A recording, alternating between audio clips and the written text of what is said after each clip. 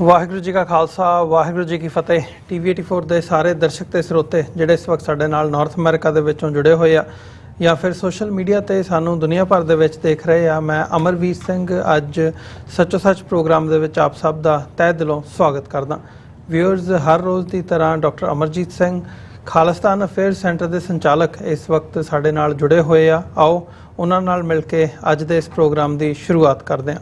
Doctor ਸਾਹਿਬ, ਸਵਾਗਤ ਹੈ ਜੀ ਤੁਹਾਡਾ। ਵਾਹਿਗੁਰੂ ਜੀ ਕਾ ਖਾਲਸਾ ਵਾਹਿਗੁਰੂ ਜੀ ਕੀ ਫਤਿਹ ਜੀ। हाँ जी, अमरवीर सिंह जी, ਤੁਹਾਨੂੰ ਵੀ ਤੇ ਦੁਨੀਆ ਭਰ ਚ ਬੈਠੇ ਸਾਡੇ ਬਹੁਤ ਹੀ ਪਿਆਰੇ ਸੋਹਣੇ ਸਿਆਣੇ TV 84 ਦੇ ਦਰਸ਼ਕਾਂ ਨੂੰ ਵੀ ਵਾਹਿਗੁਰੂ ਜੀ ਕਾ ਖਾਲਸਾ ਵਾਹਿਗੁਰੂ ਜੀ ਕੀ ਫਤਿਹ ਜੀ। ਸਾਡੇ ਬਹੁਤ ਹੀ ਪਿਆਰੇ ਮੁਸਲਮਾਨ ਭੈਣਾਂ ਭਰਾਵਾਂ ਨੂੰ ਅਸਲਾਮ ਅਲੈਕੁਮ ਜੀ। ਗੰਗਾ ਜਮਨੀ ਤਹਿਜ਼ੀਬ ਦੇ ਹਿੰਦੂ ਤਵੀਆਂ ਨੂੰ ਨਮੋ ਨਮੇ ਜੀ। ਡਾਕਟਰ ਸਾਹਿਬ, ਅੱਜ ਅਸੀਂ 1 ਅਕਤੂਬਰ 2024 ਤੇ ਨਾਨਕ ਸ਼ਾਹੀ ਸੰਮਤ ਮੁਤਾਬਕ 17 ਅੱਸੂ 556 ਦੇ ਦਿਨ ਗੱਲ ਕਰਨ ਜਾ ਰਹੇ ਹਾਂ ਤੇ ਸ਼ੁਰੂਆਤ ਕਰੀਏ ਅਸੀਂ ਅੱਜ ਦੀ ਸਪਾਂਸਰਸ਼ਿਪ ਦੇ ਹਵਾਲੇ ਦੇ ਨਾਲ। ਅੱਜ ਦਾ ਜਿਹੜਾ ਪ੍ਰੋਗਰਾਮ ਹੈ ਸੱਚੋ ਸੱਚ, ਇਸ ਨੂੰ JS ਗਰੇਵਾਲ ਜਿਹੜੇ ਕਿ ਕੈਲਗਰੀ ਬੇਸਡ ਨੇ ਉਹਨਾਂ ਵੱਲੋਂ ਸਪਾਂਸਰ ਕੀਤਾ ਗਿਆ। ਉਹਨਾਂ ਨੇ ਸ਼ੁਭ ਕਾਮਨਾਵਾਂ ਭੇਜੀਆਂ ਨੇ ਕਿ ਤੁਸੀਂ ਚੰਗਾ ਕੰਮ ਕਰ ਰਹੇ ਹੋ ਨੈਰੇਟਿਵ ਬਿਲਡਿੰਗ ਦੇ ਵਿੱਚ। ਸਿੱਖਾਂ ਨੂੰ ਜਿਹੜੀ ਕੌਮੀਅਤ ਹੈਗੀ ਹੈ, ਕੌਮੀਅਤ ਸਿੱਖਾਂ ਦੀ ਇੰਪੋਰਟੈਂਟ ਹੈ ਤੇ ਇਸੇ ਦੇ ਲਈ ਉਹਨਾਂ ਨੇ ਅਰਦਾਸ ਕੀਤੀ ਹੈ ਕਿ ਵਾਹਿਗੁਰੂ ਚੜ੍ਹਦੀ ਕਲਾ ਬਖਸ਼ਣ। ਜਿੱਥੇ ਜਿੱਥੇ ਵੀ ਸਿੱਖ ਆਰਗੇਨਾਈਜੇਸ਼ਨਸ ਜਿਹੜੀਆਂ ਸਿੱਖ ਕੌਮੀਅਤ ਨੂੰ ਮਜ਼ਬੂਤ ਕਰਨ ਦੇ ਲਈ ਯੋਗਦਾਨ ਪਾ ਰਹੀਆਂ ਨੇ, ਉਹਨਾਂ ਦਾ ਸਾਥ ਦਿਓ, ਆਪਣਾ ਦਸਵੰਧ ਕੱਢੋ। ਸੋ ਇਹਨਾਂ ਹੀ ਸ਼ਬਦਾਂ ਦੇ ਨਾਲ ਉਹਨਾਂ ਨੇ ਅੱਜ ਦੀ ਜਿਹੜੀ ਸਪਾਂਸਰਸ਼ਿਪ ਹੈ ਸੱਚੋ ਸੱਚ ਪ੍ਰੋਗਰਾਮ ਦੇ ਲਈ ਉਹ ਭੇਜੀ ਹੈ। ਦੇਖੋ, ਸਭ ਤੋਂ ਪਹਿਲਾਂ ਤਾਂ ਅਸੀਂ ਆਪਣੇ ਵਿਊਜ਼ ਤੋਂ ਮਾਫੀ ਚਾਹੁੰਦੇ ਹਾਂ ਕਿ ਕੁਝ ਟੈਕਨੀਕਲ ਇੰਟਰਪਸ਼ਨ ਕਰਕੇ ਪ੍ਰੋਗਰਾਮ ਅਸੀਂ ਲੇਟ ਸ਼ੁਰੂ ਕਰ ਰਹੇ ਹਾਂ ਜੀ। ਸਰ JS ਗਰੇਵਾਲ ਜਿਹੜੇ ਸਾਡੇ ਵੈਲਵਿਸ਼ਰ ਨੇ, ਰੈਗੂਲਰ ਸਪੋਰਟਰ ਨੇ, ਐਡਮਾਇਰਰ ਨੇ, ਔਰ ਜਿਵੇਂ ਉਹਨਾਂ ਦਾ ਮੈਸੇਜ ਆਪਣੇ ਆਪ 'ਚ ਦੱਸਦਾ ਹੈ ਕਿ ਪੰਥ ਪ੍ਰਸਤੀ ਕੀ ਹੈ, ਜਿੱਥੇ ਉਹ ਹਮੇਸ਼ਾ ਜਿਹੜਾ ਬਾਬਾ ਡਮ ਸਾਧ ਡਮ ਜਿਸ ਨੇ ਗੁਰੂ ਗ੍ਰੰਥ ਸਾਹਿਬ ਦੇ ਬਰਾਬਰ, ਅਸੀਂ ਤਾਂ ਇੱਕ ਪਾਸੇ ਦੇਹਧਾਰੀ ਗੁਰੂਆਂ ਦੀ ਗੱਲ ਕਰਦੇ ਹਾਂ ਜਿਨ੍ਹਾਂ ਨੂੰ ਸਰਕਾਰ ਨੇ ਉਭਾਰਿਆ, ਪਰ ਵੱਡੀ ਗਿਣਤੀ ਦੇ ਵਿੱਚ ਸਾਡੇ ਬਾਬੇ ਜਿਹੜੇ ਆਪਣੇ ਆਪ ਦੇ ਵਿੱਚ ਹੀ ਗੁਰੂ ਬਣੇ ਬੈਠੇ ਨੇ, ਔਰ ਸਾਡਾ ਇੱਕ ਵੱਡਾ ਤਬਕਾ ਉਹਨਾਂ ਦੇ ਜਾਲ 'ਚ ਫਸ ਕੇ ਖੱਜਲ ਖੁਆਰ ਹੁੰਦਾ ਹੈ। ਉਹਨਾਂ ਦਾ ਹਮੇਸ਼ਾ ਇਹ ਸੁਨੇਹਾ ਹੁੰਦਾ ਹੈ ਕਿ ਗੁਰੂ ਗ੍ਰੰਥ ਸਾਹਿਬ ਦੇ ਲੜ ਲੱਗਣਾ, ਗੁਰੂ ਗ੍ਰੰਥ ਗੁਰੂ ਪੰਥ ਇਹ ਦੋ ਪਿੱਲਰ ਨੇ। ਜੇ ਪੰਥ ਗੁਰੂ ਗ੍ਰੰਥ ਵੱਲ ਮੂੰਹ ਕਰੇਗਾ ਤੇ ਫਿਰ ਪੰਥ ਦੀ ਗੁਲਾਮੀ ਦੇ ਸੰਗਲ ਵੀ ਕੱਟੇ ਜਾਣਗੇ। ਤੇ ਜੇ ਅਸੀਂ ਬ੍ਰਾਹਮਣਵਾਦੀ ਪ੍ਰੈਕਟਿਸਿਸ ਦੇ ਵਿੱਚ ਫਸ ਕੇ ਉਸ ਕਿਸਮ ਦਾ ਹੀ ਰਿਚੁਅਲਿਸਟਿਕ ਜਿਹੜਾ ਆਪਣਾ ਜੀਵਨ ਸਟਾਈਲ ਬਣਾਵਾਂਗੇ, ਜਿਸ ਪ੍ਰਥਾ ਹੈ ਗੁਰੂ ਕਲਗੀਧਰ ਪਾਤਸ਼ਾਹ ਨੇ ਵਾਰਨ ਕੀਤਾ ਸੀ ਖਾਲਸੇ ਨੂੰ ਕਿ ਜਬ ਲਗ ਖਾਲਸਾ ਰਹੇ ਨਿਆਰਾ, ਤਬ ਲਗ ਤੇਜ ਦਿਓ ਮੈਂ ਸਾਰਾ, ਜਾਬੇ ਗਏ ਵਿਪਰਨ ਕੀ ਰੀਤ, ਮੈਂ ਨਾ ਕਰੂੰ ਇਨਕੀ ਪ੍ਰਤੀਤ। ਹੁਣ ਵਿਪਰ ਅੱਜ ਜੇ ਅਸੀਂ ਆਪਣੇ ਆਲੇ ਦੁਆਲੇ ਦੇਖੀਏ, ਆਪਣੀ ਰੋਜ਼ਾਨਾ ਜ਼ਿੰਦਗੀ 'ਚ ਦੇਖੀਏ, ਆਪਣੇ ਪਰਿਵਾਰਾਂ 'ਚ ਦੇਖੀਏ, ਸੋ ਕੱਲੀ ਸਾਡੀ ਲੜਾਈ ਇੱਕ ਬਾਹਰਲੇ ਉਸ ਦੁਸ਼ਮਣ ਨਾਲ ਨਹੀਂ ਹੈ ਜਿਹੜਾ ਦਿੱਲੀ ਦਾ ਤਖਤ ਹੈ, ਦਰਬਾਰ ਹੈ, ਜਿਹਨੇ ਪਿਛਲੇ 4 ਦਹਾਕਿਆਂ ਤੋਂ ਟੋਟਲ ਵਾਰ ਸਿੱਖਾਂ ਦੇ ਖਿਲਾਫ ਵਿੱਢੀ ਹੋਈ ਹੈ, ਔਰ ਜਿਹੜੀ ਅੱਜ ਟਰਾਂਸਨੈਸ਼ਨਲ ਕ੍ਰਾਈਮ ਦੇ ਰੂਪ ਦੇ ਵਿੱਚ ਵੀ ਸਾਡੇ ਸਾਹਮਣੇ ਆ ਚੁੱਕੀ ਹੈ। ਪਰ ਜਿਵੇਂ ਡਾਕਟਰ ਗੁਰਬਖਸ਼ ਸਿੰਘ ਗਿੱਲ ਨੇ 1970 'ਚ ਇੱਕ ਕਿਤਾਬ ਲਿਖੀ ਸੀ, ਸਿੱਖਇਜ਼ਮ ਅੰਡਰ ਬ੍ਰਹਿਮਨਿਕਲ ਸੀਜ, ਘੇਰਾਬੰਦੀ। ਸੋ ਇੱਕ ਪਾਸੇ ਬਾਰੂਨੀ ਤੌਰ ਤੇ ਤਾਂ ਅਸੀਂ 47 'ਚ ਇੱਕ ਫਰੰਗੀ ਦੀ ਗੁਲਾਮੀ 'ਚੋਂ ਨਿਕਲ ਕੇ ਇਹਨਾਂ ਦੀ ਬ੍ਰਾਹਮਣਵਾਦੀਆਂ ਦੀ ਗੁਲਾਮੀ 'ਚ ਆਏ, ਪਰ ਜੇ ਅਸੀਂ ਦੇਖੀਏ ਕਿ ਦੂਸਰਾ ਜਿਸ ਅੰਦਾਜ਼ ਦੇ ਵਿੱਚ ਬ੍ਰਾਹਮਣਵਾਦੀ ਪ੍ਰੈਕਟਿਸਿਸ ਦੇ ਵਿੱਚ ਅਸੀਂ ਰੁੜ ਰਹੇ ਹਾਂ ਲਗਾਤਾਰਤਾ ਦੇ ਨਾਲ, ਇਹ ਵੀ ਉਨਾ ਹੀ ਖਤਰਾ ਹੈ ਜਿੰਨਾ ਕਿ ਉਸ ਦਾ ਬਾਹਰਲੇ ਤੌਰ ਦੇ ਉੱਤੇ ਸਾਨੂੰ ਨਿਸ਼ਾਨਾ ਬਣਾਉਣਾ ਹੈ। ਸੋ ਅਸੀਂ ਸਰ JS ਗਰੇਵਾਲ ਸਾਹਿਬ ਦਾ ਸ਼ੁਕਰੀਆ ਅਦਾ ਕਰਦੇ ਹਾਂ। ਇਸ ਕਿਸਮ ਦੇ ਵੀਰ ਭੈਣਾਂ ਨੇ ਜਿਨ੍ਹਾਂ ਦੀ ਹਮਾਇਤ ਦੀ ਬਦੌਲਤ ਅਸੀਂ ਪਿਛਲੇ 12 ਸਾਲਾਂ ਤੋਂ TV 84 ਜਿਹੜਾ ਕੌਮ ਦੀ ਆਵਾਜ਼ ਹੈ, ਪੰਥ ਦੀ ਆਵਾਜ਼ ਹੈ, ਕੌਮੀ ਆਜ਼ਾਦੀ, ਖਾਲਿਸਤਾਨ ਦਾ ਵਕੀਲ ਹੈ, ਜੇ ਅਸੀਂ ਇਸ ਮੈਸੇਜ ਨੂੰ ਜਾਰੀ ਰੱਖ ਸਕੇ ਤੇ ਇਸ ਕਿਸਮ ਦੇ ਵੀਰਾਂ ਦੀ ਬਦੌਲਤ ਅਸੀਂ ਗਰੇਵਾਲ ਸਾਹਿਬ ਦਾ ਬਹੁਤ ਬਹੁਤ ਸ਼ੁਕਰੀਆ ਅਦਾ ਕਰਦੇ ਹਾਂ। ਜੀ ਡਾਕਟਰ ਸਾਹਿਬ, ਅਸੀਂ ਫਿਰ ਅੱਜ ਦੀ ਹੁਣ ਅੱਗੇ ਸ਼ੁਰੂਆਤ ਕਰੀਏ। ਜਦੋਂ ਅਸੀਂ ਖਬਰਾਂ ਦੇਖਦੇ ਹਾਂ ਬੀਤੇ 24 ਘੰਟੇ ਦੀਆਂ ਡਿਵੈਲਪਮੈਂਟਸ, ਵੱਡੀ ਇੱਕ ਅਹਿਮ ਜਿਹੜੀ ਘਟਨਾ ਹੈਗੀ ਹੈ ਉਹ ਵਾਪਰੀ ਹੈ। ਜਦੋਂ ਅਸੀਂ ਇੰਟਰਨੈਸ਼ਨਲ ਜੀਓਪੋਲਿਟਿਕਸ ਦੇ ਹਵਾਲੇ ਨਾਲ ਗੱਲ ਕਰਦੇ ਹਾਂ ਜਾਂ ਮਿਡਲ ਈਸਟ ਦੇ ਕ੍ਰਾਈਸਿਸ ਦਾ ਅਸੀਂ ਜ਼ਿਕਰ ਕਰ ਰਹੇ ਹਾਂ, ਪਿਛਲੇ ਕਈ ਹਫ਼ਤਿਆਂ ਤੋਂ ਜਿਹੜੀਆਂ ਕਾਰਵਾਈਆਂ ਇਜ਼ਰਾਈਲ ਵੱਲੋਂ ਕੀਤੀਆਂ ਜਾ ਰਹੀਆਂ ਸੀ, ਤੁਸੀਂ ਵੀ ਅਸੀਂ ਇਹੀ ਉਹ ਕਰ ਰਹੇ ਸੀ ਵੀ ਭਾਈ ਇਹ ਗੱਲ ਨਾ ਹੋਵੇ ਕਿ ਇਹ ਗੱਲ ਐਸਕੇਲੇਸ਼ਨ ਵੱਲ ਨੂੰ ਵਧੇ, ਤੇ ਅੱਜ ਉਹ ਸਟੈਪ ਚੁੱਕਿਆ ਗਿਆ ਆ ਜਿਹਦੇ ਨਾਲ ਗੱਲ ਐਸਕੇਲੇਸ਼ਨ ਵੱਲ ਨੂੰ ਵੱਧ ਚੁੱਕੀ ਹੈ। ਈਰਾਨ ਵੱਲੋਂ ਮਿਸਲ ਅਟੈਕ ਕੀਤਾ ਗਿਆ ਆ ਇਜ਼ਰਾਈਲ ਦੇ ਉੱਤੇ, ਉਸ ਤੋਂ ਬਾਅਦ ਐਕਸ਼ਨ ਰਿਐਕਸ਼ਨ ਇਜ਼ਰਾਈਲ ਨੇ ਆਪਣਾ ਦਾਅਵਾ ਉਹ ਕੀਤਾ ਹੈ ਈਰਾਨ ਦੇ ਖਿਲਾਫ। ਅਮਰੀਕਾ ਵੱਲੋਂ ਵੀ ਜਿਹੜੀਆਂ ਬਿਆਨਬਾਜ਼ੀਆਂ ਨੇ ਉਹ ਸ਼ੁਰੂ ਹੋ ਗਈਆਂ ਨੇ ਈਰਾਨ ਦੇ ਖਿਲਾਫ। ਸੋ ਇਹ ਜਿਹੜਾ ਸਾਰਾ ਕ੍ਰਾਈਸਿਸ ਮਿਡਲ ਈਸਟ ਦੇ ਵਿੱਚ ਚੱਲ ਰਿਹਾ ਸੀ, ਉਹਨੇ ਇੱਕ ਅੱਜ ਦੇ ਦਿਨ ਇੱਕ ਵੱਡੀ ਡਿਵੈਲਪਮੈਂਟ ਜਿਹੜੀ ਇਹ ਹੋਈ ਹੈ, ਮਤਲਬ ਇੱਕ ਵੱਖਰਾ ਇਹਨੇ ਟਰਨ ਲੈ ਲਿਆ ਆ। ਤੇ ਇਹ ਹੁਣ ਇਹੀ ਹੈ ਵੀ ਕਿੰਨਾ ਕੁ ਵਰਸਟ ਹੋਰ ਹੋਊਗਾ। ਕਈ ਥਾਵਾਂ ਤੇ ਜਦੋਂ ਅਸੀਂ ਸੋਸ਼ਲ ਮੀਡੀਆ ਮੋਨੀਟਰ ਕਰ ਰਹੇ ਹਾਂ ਜਾਂ ਦੇਖ ਰਹੇ ਹਾਂ ਖਬਰਾਂ ਦੇ ਵਿੱਚ, ਇਹਨੂੰ ਈਵਨ ਵਰਲਡ ਵਾਰ 3 ਦਾ ਆਗਾਜ਼ ਤੱਕ ਕਿਹਾ ਜਾ ਰਿਹਾ ਹੈ। ਸੋ ਇਸ ਲੈਵਲ ਦੀ ਜਿਹੜੀ ਡਿਸਟਰਕਸ਼ਨ ਹੈ ਉਹ ਪ੍ਰਿਡਿਕਟ ਕੀਤੀ ਜਾ ਰਹੀ ਹੈ ਵੀ ਹੁਣੇ ਗੱਲ ਜਿਹੜੀ ਹੈ ਇਹ ਬਹੁਤ ਅੱਗੇ ਤੱਕ ਵੱਧ ਸਕਦੀ ਹੈ। ਤੁਸੀਂ ਕਿਵੇਂ ਦੇਖ ਰਹੇ ਹੋ? ਦੇਖੋ, ਸਭ ਤੋਂ ਪਹਿਲਾਂ ਤਾਂ ਇਹਦੇ 'ਚ ਕੋਈ ਸ਼ੱਕ ਨਹੀਂ ਹੈ ਕਿ ਇਸ ਧਰਤੀ ਦੇ ਉੱਤੇ ਅੱਜ 8 ਬਿਲੀਅਨ ਤੋਂ ਜ਼ਿਆਦਾ ਵਸਿੰਦੇ ਨੇ। 193 ਤੋਂ ਦੇ ਕਰੀਬ ਮੁਲਕ UN ਦੇ ਮੈਂਬਰ ਨੇ। ਵੈਸੇ ਮੁਲਕਾਂ ਦੀ ਗਿਣਤੀ 200 ਤੋਂ ਜ਼ਿਆਦਾ ਹੈ ਜੀ, ਔਰ ਇੰਨਾ ਕੁ ਨਿਊਕਲੀਅਰ ਹਥਿਆਰਾਂ ਦਾ ਜ਼ਖੀਰਾ ਹੈ ਜਿਹਦੇ 'ਚ ਕਿ 5 ਵੀਟੋ ਵੀਲਡਿੰਗ ਮੁਲਕਾਂ ਦੇ ਕੋਲ, ਜਿਨ੍ਹਾਂ ਦੇ ਵਿੱਚ America, Russia, China, France, UK।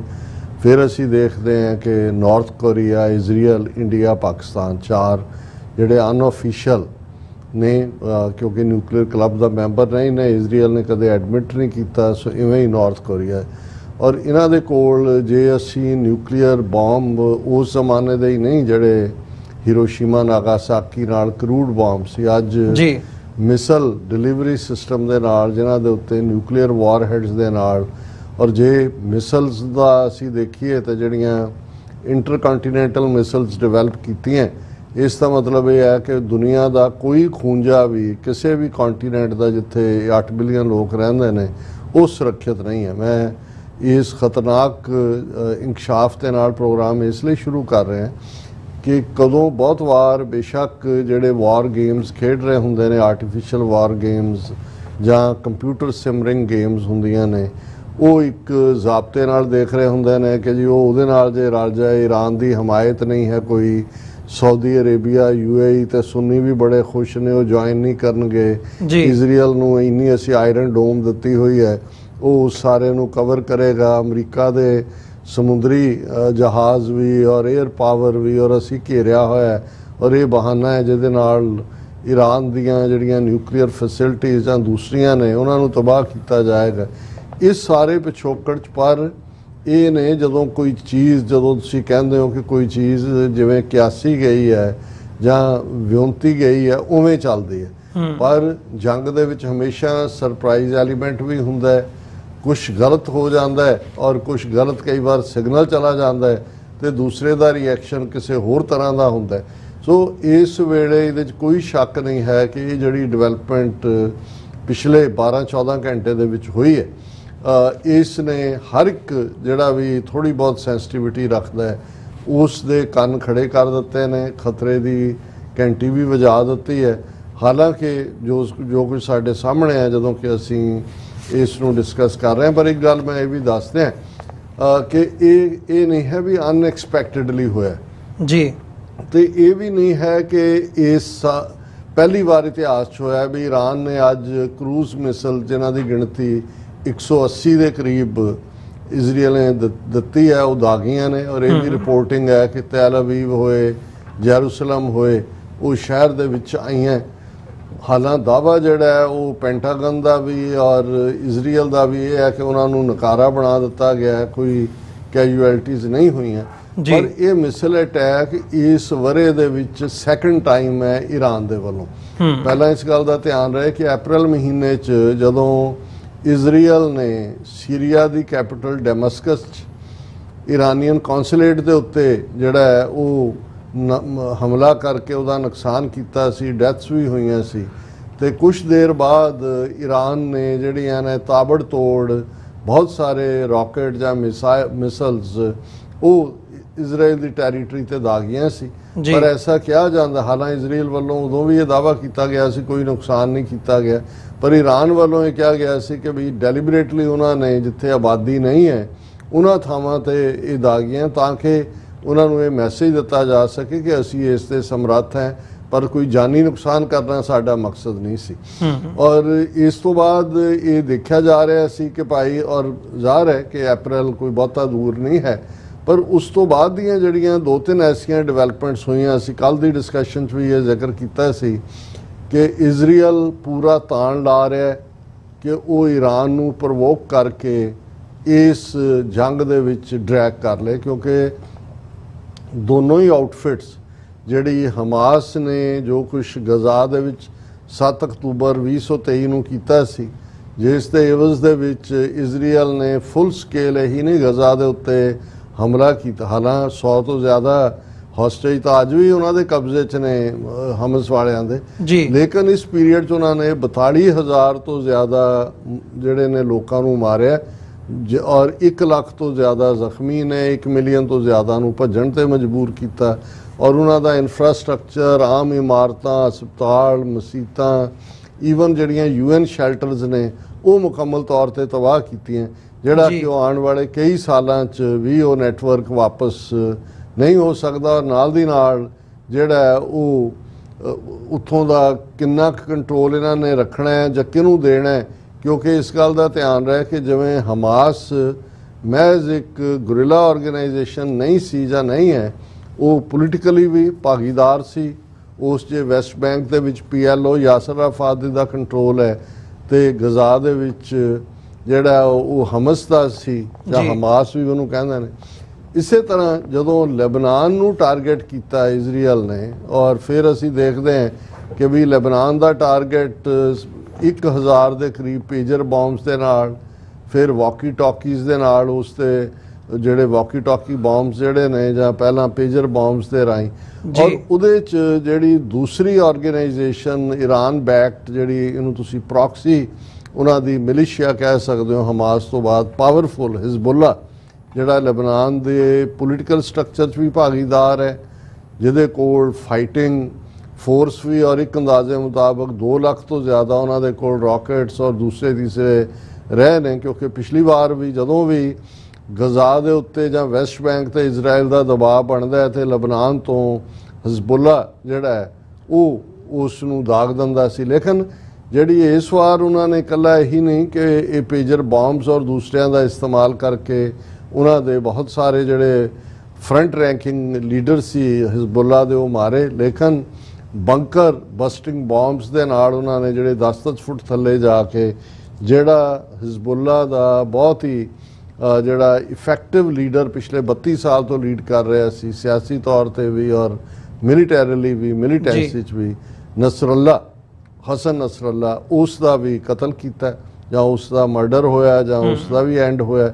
ਇਸ ਤੋਂ ਇਲਾਵਾ ਇਸ ਤੋਂ ਪਹਿਲਾਂ ਹਮਾਸ ਦਾ ਜਿਹੜਾ ਇੱਕ ਪੋਲੀਟੀਕਲ ਵਿੰਗ ਦਾ ਲੀਡਰ ਜਿਹੜਾ ਤਹਿਰਾਨ 'ਚ ਪ੍ਰੈਜ਼ੀਡੈਂਟ ਦੀ ਇਨੋਗਰੇਸ਼ਨ ਸੈਰੇਮਨੀ ਈਰਾਨ ਦੇ ਸ਼ਾਮਲ ਹੋਣ ਗਿਆ ਸੀ, ਉਹਦਾ ਵੀ ਮਰਡਰ ਹੋਇਆ। ਸੋ ਜਿਸ ਲਾਈਨ ਦੇ ਉੱਤੇ ਲਗਾਤਾਰਤਾ ਨਾਲ ਹਿਜ਼ਬੁੱਲਾ ਨੂੰ ਵੀ ਹਮਾਸ ਤੋਂ ਬਾਅਦ ਅਟੈਕ ਕਰਕੇ ਲੈਬਨਾਨ 'ਚ ਜਿਵੇਂ ਬੰਬਾਰੀ ਕੀਤੀ, 1000 ਤੋਂ ਜ਼ਿਆਦਾ ਲੋਕ ਮਾਰੇ, ਤੇ ਇਹ ਐਕਸਪੈਕਟਡ ਤਾਂ ਸੀ, ਲੇਕਿਨ ਜਿਵੇਂ ਅਸੀਂ ਇਹ ਕਿਹਾ ਸੀ ਕਿ ਵੀ ਜਿਹੜਾ ਈਰਾਨ ਹੈ ਸ਼ਾਇਦ ਉਸ ਨੂੰ ਪਤਾ ਹੈ ਕਿ ਵੀ ਉਸ ਦੀ ਆਪਣੀ ਇਕਨੋਮੀ ਜਾਂ ਕੁੱਲ ਮਿਲਾ ਕੇ ਜਿਹੜਾ ਟਰੈਪ ਹੈ ਇਜ਼ਰਾਈਲ ਔਰ ਜ਼ਾਹਰ ਹੈ ਅਮਰੀਕਾ ਦੀ ਮਦਦ ਦੇ ਨਾਲ ਹੈ, ਉਸ 'ਚੋਂ ਸ਼ਾਇਦ ਉਹ ਬਚ ਰਿਹਾ। ਉਹ ਫੁੱਲ ਸਕੇਲ ਵਾਰ 'ਚ ਅਜੇ ਵੀ ਉਹਨੇ ਈਰਾਨ ਨੇ ਜੇ ਅਪ੍ਰੈਲ ਦੇ ਵਿੱਚ ਕੀਤਾ ਸੀ, ਹੁਣ ਵੀ ਜੇ ਉਹਨਾਂ ਦਾ ਜਾਨੀ ਨੁਕਸਾਨ ਜਾਂ ਦੂਜਾ ਨਹੀਂ ਹੋਇਆ ਤੇ ਹੋ ਸਕਦਾ ਹੈ, ਹਾਲਾਂ ਈਰਾਨ ਨੇ ਕੋਈ ਅਮਰੀਕਾ ਨੂੰ ਪਹਿਲਾਂ ਇਨਫੋਰਮ ਨਹੀਂ ਕੀਤਾ, ਹਾਲਾਂ ਕਰਨ ਤੋਂ ਬਾਅਦ ਅਲਰਟ ਕੀਤਾ। ਸੋ ਅਜੇ ਵੀ ਪੋਸੀਬਿਲਿਟੀ ਹੈ ਕਿ ਗੁੱਡ ਸੈਂਸ ਪ੍ਰਵੇਲ ਕਰੇ, ਪਰ ਜਿਸ ਕਿਸਮ ਦਾ ਇਜ਼ਰਾਈਲ ਦਾ ਰੁਖ ਹੈ ਜਾਂ ਜਿਵੇਂ ਉਹਨਾਂ ਨੇ ਕਿਹਾ ਕਿ ਜੀ ਈਰਾਨ ਵਿਲ ਰਿਪੈਂਟ ਔਰ ਮੋਸਟ ਡਾਸਟਰਡਲੀ, ਔਰ ਜਿਵੇਂ ਸਾਰਾ ਵੈਸਟਰਨ ਵਰਲਡ, ਕਮਲਾ ਹੈਰਿਸ ਔਰ ਬਾਈਡਨ ਉਹਨਾਂ ਦੀ ਤਾਂ ਹੈ ਹੀ ਸੀ, ਯੂਰਪੀਅਨ ਯੂਨੀਅਨ, UK ਦੇ ਪ੍ਰਾਈਮ ਮਿਨਿਸਟਰ ਨੇ 1-to-1 ਕਾਲ ਕੀਤਾ ਔਰ ਫੁੱਲੀ ਉਹਨਾਂ ਨੇ ਕਿਹਾ ਜੀ ਅਸੀਂ ਡਿਫੈਂਡ ਕਰਾਂਗੇ ਔਰ ਅਸੀਂ ਦੂਸਰਾ ਕਰਾਂਗੇ। ਸੋ ਉਸ ਤੋਂ ਇਹ ਲੱਗਦਾ ਔਰ ਕਿ ਜੇ ਨੇਤਨਯਾਹੂ ਫਰਦਰ ਜਿਹੜੀ ਉਹਦੀ ਚਾਹਨਾ ਸੀ ਜਾਂ ਜਿਸ ਐਕਸਕਿਊਜ਼ ਦੇ ਨਾਲ ਉਹ ਈਰਾਨ ਦੇ ਜਿਹੜਾ ਨਿਊਕਲੀਅਰ ਪਾਵਰ ਹੈ ਪਲਾਂਟ ਨੇ ਜਾਂ ਨਿਊਕਲੀਅਰ ਕੈਪੇਬਿਲਿਟੀ ਡਿਵੈਲਪ ਕਰਨ ਦੀ ਉਹਦੀ ਸਮਰੱਥਾ ਹੈ ਜੀ। ਉਹਨੂੰ ਡਿਸਟਰੋਏ ਕਰਨ ਦਾ ਇਰਾਦਾ ਰੱਖਦਾ ਰਿਹਾ। ਸੋ ਮੈਨੂੰ ਲੱਗਦਾ ਹੈ ਕਿ ਵੀ ਇਹ ਸ਼ਾਇਦ ਇਜ਼ਰਾਈਲ ਦਾ ਬਹੁਤ ਜ਼ਾਲਮਾਨਾ ਰਿਸਪੌਂਸ ਹੋਏਗਾ ਜੇ ਸਿਵਿਲੀਅਨ ਪਾਪੂਲੇਸ਼ਨ ਵੀ ਉਸ ਦੇ ਘੇਰੇ 'ਚ ਆਉਂਦੀ ਹੈ, ਕਿਉਂਕਿ ਜਿਹੜਾ ਇਜ਼ਰਾਈਲ ਦਾ ਇਹ ਕਹਿਣਾ ਹੈ ਕਿ ਜੀ ਜਿਹੜਾ ਈਰਾਨ ਦਾ ਹਮਲਾ ਸੀ ਉਹ ਸਿਵਿਲੀਅਨਸ ਨੂੰ ਮਾਰਨ ਲਈ ਸੀ, ਔਰ ਮੇਰੇ ਸਾਹਮਣੇ ਜਿਹੜੀ ਡੀਟੇਲ ਇਹ ਸਾਰੇ ਦੇ ਰਿਐਕਸ਼ਨ ਨੇ, ਔਰ ਉਹਦੇ 'ਚ ਉਹਨਾਂ ਨੇ ਕਿਹਾ ਕਿ ਵੀ ਇਹ ਉਹਨਾਂ ਨੇ ਸਿਵਿਲੀਅਨਸ ਨੂੰ ਮਾਰਨ। ਸੋ ਮਤਲਬ ਇਹ ਹੈ ਕਿ ਜੋ ਕੰਮ ਇਜ਼ਰਾਈਲ ਖੁਦ ਕਰ ਰਿਹਾ ਹੈ ਉਹ ਉਹਨਾਂ ਦੇ ਉੱਤੇ ਲਾ ਕੇ ਉਸ ਨੂੰ ਜੇ ਈਰਾਨ ਦੇ ਵਿੱਚ ਸਿਵਿਲੀਅਨ ਮਾਰੇ ਜਾਂਦੇ ਨੇ, ਜਿਹੜੇ ਮਾਰੇ ਜਾਣਗੇ, ਤੇ ਉਹ ਜਸਟੀਫਾਈ ਕਰੇਗਾ ਕਿ ਜੀ ਦੇਖੋ ਉਹਨਾਂ ਨੇ ਵੀ ਅਟੈਕ ਕੀਤਾ। ਔਰ ਇਹਦੇ 'ਚ ਨੈਤਨਯਾਹੂ ਨੇ ਕਿਹਾ ਹੂਐਵਰ ਅਟੈਕਸ ਅਸ ਵੀ ਅਟੈਕ ਦੈਮ, ਔਰ ਇਹੀ ਗੱਲ ਅਮਰੀਕਾ ਨੇ ਵੀ ਕਿਹਾ ਜੀ ਉਹ ਅਸੀਂ ਫੁਲੀ ਬੈਕ ਕਰ ਰਹੇ ਹਾਂ। ਔਰ ਫਿਰ Israel says Iran's aim was to kill thousands of civilians. ਸੋ ਮਤਲਬ ਇਹ ਹੈ ਵੀ ਇਹ ਉਹ ਨੈਰੇਟਿਵ ਸੈੱਟ ਕਰ ਰਹੇ ਨੇ ਕਿ ਇਸ ਹਵਾਲੇ ਨਾਲ ਉਹਨਾਂ ਨੇ ਈਰਾਨ ਦੇ ਈਵਨ ਸਿਵਿਲੀਅਨਸ ਨੂੰ ਵੀ ਟਾਰਗੇਟ ਕਰਨਾ, ਜੋ ਕੁਝ ਉਹਨਾਂ ਨੇ ਬਿਲਕੁਲ ਇੱਕ ਬਿਨਾਂ ਰੋਕ ਟੋਕ ਤੋਂ ਜਿਹੜਾ ਉਹ ਗਜ਼ਾ ਦੇ ਵਿੱਚ ਵੀ ਕੀਤਾ, ਲੈਬਨਾਨ ਦੇ ਵਿੱਚ ਵੀ ਕੀਤਾ। ਹਾਲਾਂਕਿ UN security council middle East ਦੇ ਉੱਤੇ ਜੋ ਕੁਛ ਉੱਥੇ ਡਿਵੈਲਪਮੈਂਟਸ ਬਣੀ, ਐਮਰਜੈਂਸੀ ਮੀਟਿੰਗ ਕਾਲ ਕੀਤੀ ਹੈ UN ਸਿਕਿਉਰਿਟੀ ਕੌਂਸਲ ਨੇ, ਔਰ ਉਸ ਦੇ ਉੱਤੇ ਅਸੀਂ ਹੋਪ ਕਰਦੇ ਹਾਂ ਕਿ ਇਹਦੇ 'ਚੋਂ ਕੋਈ ਪੋਜ਼ਿਟਿਵ ਨਤੀਜਾ ਨਿਕਲੇਗਾ। ਹਾਲਾਂਕਿ ਰਸ਼ੀਆ ਨੇ ਇਸ ਮੁੱਦੇ ਦੇ ਉੱਤੇ ਅਮਰੀਕਾ ਨੂੰ ਦੋਸ਼ੀ ਦੱਸਦਿਆਂ ਕਿਹਾ ਕਿ ਵੀ ਅਮਰੀਕਾ ਦੀ ਜਿਹੜੀ ਮਿਡਲ ਈਸਟ ਪਾਲਿਸੀ ਹੈ ਉਹ ਮੁਕੰਮਲ ਤੌਰ ਦੇ ਉੱਤੇ ਫੇਲ ਹੋਈ ਹੈ, complete failure of the Biden administration in the middle east. ਔਰ ਬਾਈਡਨ ਨੇ ਕਿਹਾ ਜੀ US fully supportive of Israel, ਔਰ ਯੂਰਪੀਅਨ ਯੂਨੀਅਨ ਨੇ ਕੰਡੈਮ ਕੀਤਾ ਹੈ, ਔਰ ਦੁਨੀਆ ਦੇ ਜਿਹੜੇ ਥੋੜ੍ਹੇ ਬਹੁਤ ਸਿਆਣਪ ਵਾਲੇ ਲੋਕ ਨੇ ਉਹਨਾਂ ਨੇ ਰੈਸਟ੍ਰੇਂਟ ਰੱਖਣ ਦੇ ਲਈ ਕਿਹਾ ਈਰਾਨ ਨੂੰ ਵੀ ਇਜ਼ਰਾਈਲ ਨੂੰ ਵੀ। ਔਰ ਲੇਕਿਨ ਇਜ਼ਰਾਈਲ ਦੀ ਮਿਲਟਰੀ ਨੇ ਬੜੀ ਬੇਖੌਫ ਜਿਹੇ ਅੰਦਾਜ਼ ਕਿਹਾ ਕਿ we it will choose when to prove surprising attack capabilities. ਮੈਨੂੰ ਲੱਗਦਾ ਜਦੋਂ ਇਹ ਸਰਪ੍ਰਾਈਜ਼ਿੰਗ ਅਟੈਕ ਕੈਪੇਬਿਲਿਟੀਜ਼ ਕਹਿੰਦੇ ਨੇ, ਇਸ ਕਿਸਮ ਦਾ ਵੀ ਕੁਝ ਜੋ ਪੇਜਰ ਬੌਂਬਸ ਰਾਹੀਂ ਲੈਬਨਾਨ ਦੇ ਵਿੱਚ ਹੋਇਆ ਜਾਂ ਵਾਕੀ ਟਾਕੀ ਰਾਹੀਂ ਹੋਇਆ, ਇਹ ਵੀ ਜਿਹੜਾ ਇਸ ਦੀ ਪੋਸੀਬਿਲਿਟੀ ਹੈ।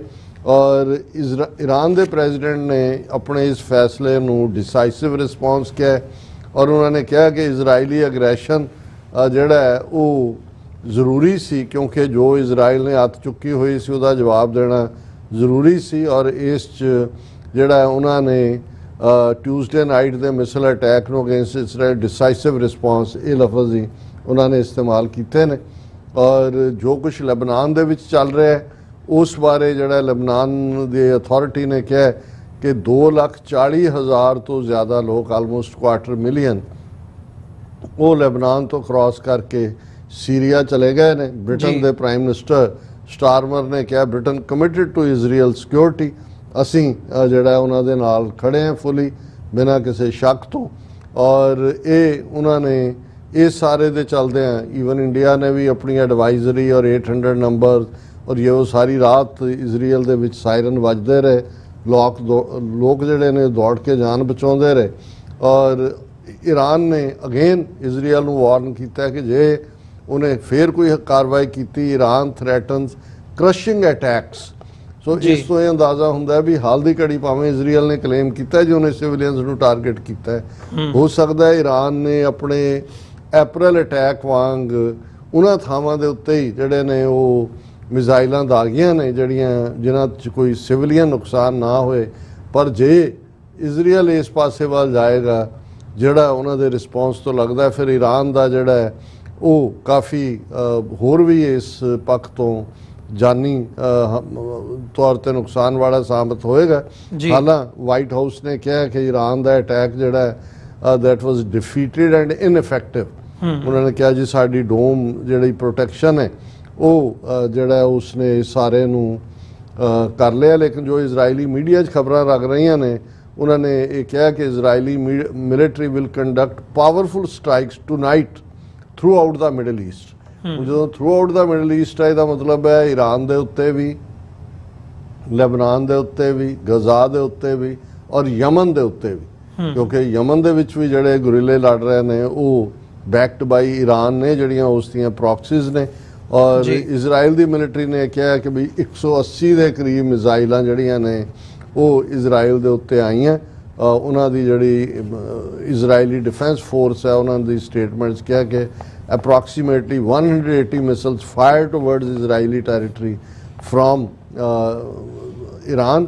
ਔਰ ਇਹ ਜਿਹੜੀ AFP ਨੇ ਖਬਰ ਦਿੱਤੀ ਹੈ ਵੀ ਉਹਨਾਂ ਨੇ ਇਸ ਨੂੰ ਕਨਫਰਮ ਕੀਤਾ ਔਰ ਹਮਾਸ ਨੇ ਜਿਹੜਾ ਐਪਰੀਸ਼ੀਏਟ ਕੀਤਾ ਕਿ ਈਰਾਨ ਨੇ ਫਾਈਨਲੀ ਜਿਹੜਾ ਹਾਨੀਆ ਔਰ ਦੂਸਰਿਆਂ ਦੀਆਂ ਡੈਥਸ ਨੇ ਉਹਨਾਂ ਦਾ ਬਦਲਾ ਲੈਂਦਿਆਂ ਇਹ ਮਿਸਲ ਅਟੈਕ ਕੀਤਾ। ਔਰ ਇਹ ਹੁਣ 10 ਮਿਲੀਅਨ ਦੇ ਲਗਭਗ ਇਜ਼ਰਾਈਲੀ ਆਬਾਦੀ ਹੈ ਔਰ ਇਸ ਸਾਰੇ ਦੇ ਚਲਦਿਆਂ ਇਹ ਗੱਲ ਕਿੱਥੇ ਜਾ ਕੇ ਰੁਕੇਗੀ। ਅਸੀਂ ਇਹ ਅਰਦਾਸ ਹੀ ਕਰ ਸਕਦੇ ਹਾਂ ਕਿ ਭਾਈ ਇਹ ਫਲੇਅਰ ਅਪ ਨਾ ਹੋਏ। ਹਾਲਾਂਕਿ ਮੈਨੂੰ ਇਹ ਲੱਗਦਾ ਹੈ ਕਿ ਵੀ ਇਸ ਕਿਸਮ ਦੇ ਸ਼ਾਇਦ ਚਾਂਸਸ ਨਾ ਹੋਣ ਕਿ ਵੀ ਰਸ਼ੀਆ ਜਾਂ ਚਾਈਨਾ ਡਰੈਗ ਹੋਏ ਸਾਰੇ, ਪਰ ਇਹ ਡਿਪੈਂਡ ਕਰੇਗਾ ਅਗਲੇ 24 ਘੰਟੇ 'ਚ ਜੇ ਇਜ਼ਰਾਈਲ ਨੇ ਸਿਵਿਲੀਅਨ ਕਿਲਿੰਗਸ ਈਰਾਨ ਦੇ ਵਿੱਚ ਕੀਤੀਆਂ ਜਾਂ ਕੋਈ ਹੋਰ ਜਿਹਨੂੰ ਸਰਪ੍ਰਾਈਜ਼ ਵਾਲਾ ਐਲੀਮੈਂਟ ਉਹ ਕਹਿ ਰਹੇ ਨੇ। ਤੇ ਇਹ ਠੀਕ ਹੈ ਕਿ ਇਸਲਾਮਿਕ ਵਰਲਡ ਦੇ ਵਿੱਚ ਈਰਾਨ ਦੇ ਕੋਈ ਯਾਰ ਨਹੀਂ ਨੇ, ਕਿਉਂਕਿ ਸੁੰਨੀ ਸ਼ੀਆ ਦਾ ਰੌਲਾ ਇਹੀ ਕਾਰਨ ਹੈ ਕਿ ਸਾਊਦੀ ਅਰੇਬੀਆ ਹੋਏ, UAE ਹੋਏ ਜਾਂ ਦੂਸਰੇ ਜਿਹੜੇ ਨੇ ਉਹਨਾਂ 'ਚ ਕੋਈ ਨਹੀਂ ਹੈ। ਹਾਂ, ਈਰਾਨ ਨੇ ਜਿਹੜੇ ਰਸ਼ੀਆ ਔਰ ਚਾਈਨਾ ਦੇ ਨਾਲ ਰਿਲੇਸ਼ਨਸ਼ਿਪ ਡਿਵੈਲਪ ਕੀਤੀ ਹੈ, ਪਰ ਮੈਨੂੰ ਨਹੀਂ ਲੱਗਦਾ ਵੀ ਇਸ ਦੌਰ ਦੇ ਵਿੱਚ ਉਹ ਆਊਟ ਆਫ ਦਾ ਵੇ ਜਾ ਕੇ ਰਸ਼ੀਆ ਔਰ ਚਾਈਨਾ, ਰਸ਼ੀਆ ਜਿਹੜਾ ਖੁਦ ਯੂਕਰੇਨ ਵਾਰ ਦੇ ਵਿੱਚ ਫਸਿਆ ਹੋਇਆ ਔਰ ਚਾਈਨਾ ਜਿਹਨੇ ਅੱਜ ਵੀ ਜਿਹੜਾ ਉਹਨਾਂ ਦੀ ਕਾਮਨ ਸ਼ੀ ਜਿਨਪਿੰਗ ਦੀ ਸਪੀਚ ਹੈ ਉਹਨੇ ਰੀਯੂਨੀਫਿਕੇਸ਼ਨ ਆਫ ਚਾਈਨਾ ਐਂਡ ਤਾਈਵਾਨ ਕਿਹਾ। ਸੋ ਉਹ ਉਹਨਾਂ ਦੇ ਚਾਈਨਾ ਦੇ ਆਪਣੇ ਗੋਲ ਫਿਕਸ ਹੁੰਦੇ ਨੇ, ਮਿਲਟਰੀ ਗੋਲ ਉਹਨਾਂ ਨੇ ਕੀ ਹਾਸਲ ਕਰਨਾ, ਡਿਪਲੋਮੈਟਿਕ ਕੀ ਹਾਸਲ ਕਰਨਾ। ਪਰ ਇਸ ਨੂੰ ਤੁਸੀਂ ਇਹ ਕਹਿ ਸਕਦੇ ਹੋ ਕਿ ਇਸ ਵੇਲੇ ਸਥਿਤੀ ਬੇਹੱਦ ਨਾਜ਼ੁਕ ਹੈ ਔਰ ਇਹ ਕਿਸੇ ਪਾਸੇ ਵੀ ਕੋਈ ਵੀ ਟਰਨ ਮਿਡਲ ਈਸਟ ਦੇ ਵਿੱਚ ਲਿਆ ਜਾ ਸਕਦਾ ਹੈ ਜਿਸ ਦੇ ਕਨਸੀਕੁਐਂਸਿਸ ਫਿਰ ਸਾਰੀ ਮਨੁੱਖ ਜਾਤੀ ਨੂੰ 8 ਬਿਲੀਅਨ ਲੋਕਾਂ ਨੂੰ ਇਸ ਧਰਤੀ ਤੇ ਭੁਗਤਣੇ ਪੈ ਸਕਦੇ ਨੇ। ਜੀ ਡਾਕਟਰ ਸਾਹਿਬ, ਬਿਲਕੁਲ। ਤੇ ਇੱਕ ਜਦੋਂ ਅਸੀਂ ਇਸ ਸਾਰੇ ਪਾਰਟ ਦੀ ਇੱਕ ਤੇ ਫਿਜ਼ੀਕਲ ਉਹਦੇ ਵਿੱਚ ਅਸੀਂ ਗੱਲ ਕਰ ਰਹੇ ਹਾਂ ਵੀ ਇਸ ਵਕਤ ਵਾਪਰ ਕੀ ਰਿਹਾ ਆ, ਇੱਕ ਇਹਦੇ ਬਿਹਾਈਂਡ ਜਾ ਕੇ ਪੋਲੀਟਿਕਸ ਹੈਗੀ ਹੈ, ਸਿਆਸਤ ਹੈਗੀ ਹੈ, ਜਿਹਦਾ ਅਸੀਂ ਵੀ ਉਹ ਕਰਦੇ ਹਾਂ ਵੀ ਇਜ਼ਰਾਈਲ ਵੱਲੋਂ ਇਹ ਕੋਸ਼ਿਸ਼ ਕੀਤੀ ਜਾ ਰਹੀ ਸੀ ਈਰਾਨ ਨੂੰ ਘੜੀਸਣ ਦੀ, ਤੇ ਹੁਣ ਆਉਣ ਵਾਲੇ ਸਮੇਂ ਦੇ ਵਿੱਚ ਉਹ ਹੋਣਾ ਆ। ਅਗਲੇ 24 ਘੰਟੇ ਕ੍ਰੂਸ਼ੀਅਲ ਹੈਗੇ ਆ ਜਿਵੇਂ ਤੁਸੀਂ ਕਿਹਾ। ਸੋ ਇਸ ਸਿਆਸਤ ਦੇ ਹਵਾਲੇ ਨਾਲ ਜਿਹੜੀ ਇਹ ਪਾਲਿਸੀਜ਼ ਚੇਂਜ ਹੋ ਰਹੀਆਂ ਨੇ ਜਾਂ ਜੋ ਇਹ ਵਾਪਰ ਰਿਹਾ, ਇਹਦੇ ਵਿੱਚ ਕਿਹੜਾ ਮੁਲਕ ਕਿਹਦੇ ਨਾਲ ਖਲੋਤਾ ਜਾਂ ਕਿਹਦੇ ਨਾਲ ਖਲੋਊਗਾ, ਉਹਦੇ ਨਾਲ ਕਈ ਚੀਜ਼ਾਂ ਡਿਸਾਈਡ ਜਾਂ ਅਨਡਿਸਾਈਡ ਹੋਣਗੀਆਂ, ਕਈ ਚੀਜ਼ਾਂ ਦੇ ਵਿੱਚ ਫੇਰ ਬਦਲ ਆਊਗਾ ਜਿਹੜਾ ਕਿ ਸਿਆਸਤ ਦੇ ਵਿੱਚ ਉਹ ਹੁੰਦਾ। ਸੋ ਇਹਦੇ ਵਿੱਚ ਅਸੀਂ ਜੇ ਆਪਣੇ ਪਰਸਪੈਕਟਿਵ ਤੋਂ ਦੇਖਣਾ ਹੋਵੇ, ਮੈਂ ਥੋੜ੍ਹਾ ਜਿਹਾ ਹਟ ਕੇ ਸਵਾਲ ਪੁੱਛਣਾ ਚਾਹ ਰਿਹਾ ਵੀ ਸਾਡੇ ਪਰਸਪੈਕਟਿਵ ਤੋਂ ਜਿਹੜੀ ਇਹਦੇ ਵਿੱਚ ਭਾਰਤ ਦੀ ਪੋਜੀਸ਼ਨ ਹੈ, ਭਾਰਤ ਇਜ਼ਰਾਈਲ ਦੇ ਨਾਲ ਮੋਢਾ ਜੋੜ ਕੇ ਖਲੋਤਾ ਆ, ਉਹਨਾਂ ਦੀ ਇੰਟੈਲੀਜੈਂਸ ਸ਼ੇਅਰਿੰਗ ਤੋਂ ਲੈ ਕੇ ਅਦਰਵਾਈਜ਼ ਅਸੀਂ ਇਹਦੇ ਜ਼ਿਕਰ ਵੀ ਕੀਤਾ ਪਿਛਲੇ ਪ੍ਰੋਗਰਾਮਾਂ ਦੇ ਵਿੱਚ। ਸੋ ਅੱਜ ਦੀ ਡੇਟ ਦੇ ਵਿੱਚ ਜਿਹੜੇ ਇਹ ਹਾਲਾਤ ਬਦਲ ਰਹੇ ਆ, ਇਹਦੇ ਵਿੱਚ ਤੁਸੀਂ ਭਾਰਤ ਦੀ ਪੋਜੀਸ਼ਨ ਕੀ ਦੇਖਦੇ ਹੋ? ਕਿਉਂਕਿ ਉਹਨਾਂ ਦੀ ਅੱਜ ਵੀ ਮਤਲਬ ਸਾਈਮਲਟੇਨੀਅਸਲੀ ਖਬਰਾਂ ਲੱਗ ਰਹੀਆਂ ਨੇ ਵੱਖਰੇ ਵੱਖਰੇ ਲੈਵਲ ਤੋਂ, ਡੋਵਲ ਤੋਂ ਲੈ ਕੇ ਅਦਰਵਾਈਜ਼ ਕਿ ਜੀ ਉਹ ਪੀਸ ਡੀਲ ਦੇ ਉੱਤੇ ਕੰਮ ਕਰ ਰਹੇ ਨੇ, ਮੀਟਿੰਗਾਂ ਚੱਲ ਰਹੀਆਂ ਨੇ, ਇਹ ਹੋ ਰਿਹਾ ਤੇ ਉਹ ਹੋ ਰਿਹਾ।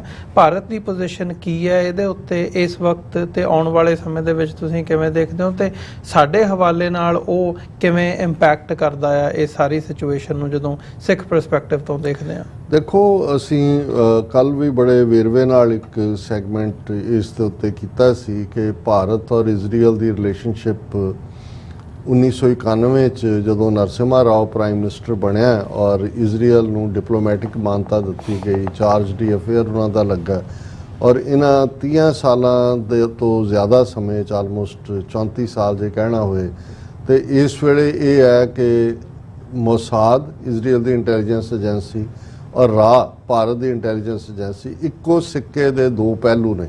ਔਰ ਦੋ ਵੱਡੀਆਂ ਜਿਹੜੀਆਂ ਅਸੀਂ ਪਿਛਲੇ ਪੀਰੀਅਡ 'ਚ ਇਹਨਾਂ ਦੇ ਵੱਡੇ ਜਿਹੜੇ ਦੇਖੇ ਨੇ ਕਾਰਨਾਮੇ, ਪੈਗਾਸਸ ਜਿਹੜਾ ਬੜਾ ਖੁਫੀਆ ਤੌਰ ਦੇ ਉੱਤੇ ਸੌਫਟਵੇਅਰ ਮੋਸਾਦ ਕੋਲ ਹੈ, ਉਹ ਇੰਡੀਆ ਨੂੰ ਦੇਣਾ, ਜਿਸ ਦਾ ਉਹਨਾਂ ਨੇ ਉੱਥੇ ਕਿਵੇਂ ਇਸਤੇਮਾਲ ਕੀਤਾ ਜੀ। ਫਿਰ ਅਸੀਂ ਦੇਖਦੇ ਹਾਂ ਕਿ ਵੀ ਜਿਹੜਾ ਕੁਵੈਤ ਦੇ ਵਿੱਚ ਖਾਸ ਤੌਰ ਤੇ ਜਿਵੇਂ ਇਹਨਾਂ ਨੇ ਕਤਰ ਦੇ ਵਿੱਚ ਦੋਹਾ ਦੇ ਵਿੱਚ ਇਹਨਾਂ ਦੇ 6-7 ਨੇਵਲ ਆਫੀਸਰਸ ਜਿਨ੍ਹਾਂ ਦੇ ਉੱਤੇ ਬਿਲਕੁਲ ਟ੍ਰਾਇਲ ਚੱਲਿਆ, ਡੈਥ ਸੈਂਟੈਂਸ ਹੋ ਸਕਦੀ ਸੀ, ਕਿ ਉਹਨਾਂ ਨੇ ਕਿਵੇਂ ਹਾਲਾਂ ਉਹਨਾਂ ਨੂੰ ਟ੍ਰੇਨਿੰਗ ਲਈ ਸੱਦਿਆ, ਜਿਹੜਾ ਬਹਿਰੀ ਬੇੜਾ ਖਰੀਦਿਆ ਸੀ ਉਹਨੇ ਕਤਰ ਨੇ, ਲੇਕਿਨ ਉਹ ਤਾਂ ਉੱਥੇ ਕੰਮ ਕਰ ਰਹੇ ਸੀ ਮਸਾਦ ਦੇ ਲਈ। ਬਾਅਦ ਦੇ ਵਿੱਚ ਕੀ ਡੀਲ ਹੋਈ, ਮੋਦੀ ਉਹਨਾਂ ਨੂੰ ਛੁਡਾ ਕੇ ਲੈ ਗਿਆ।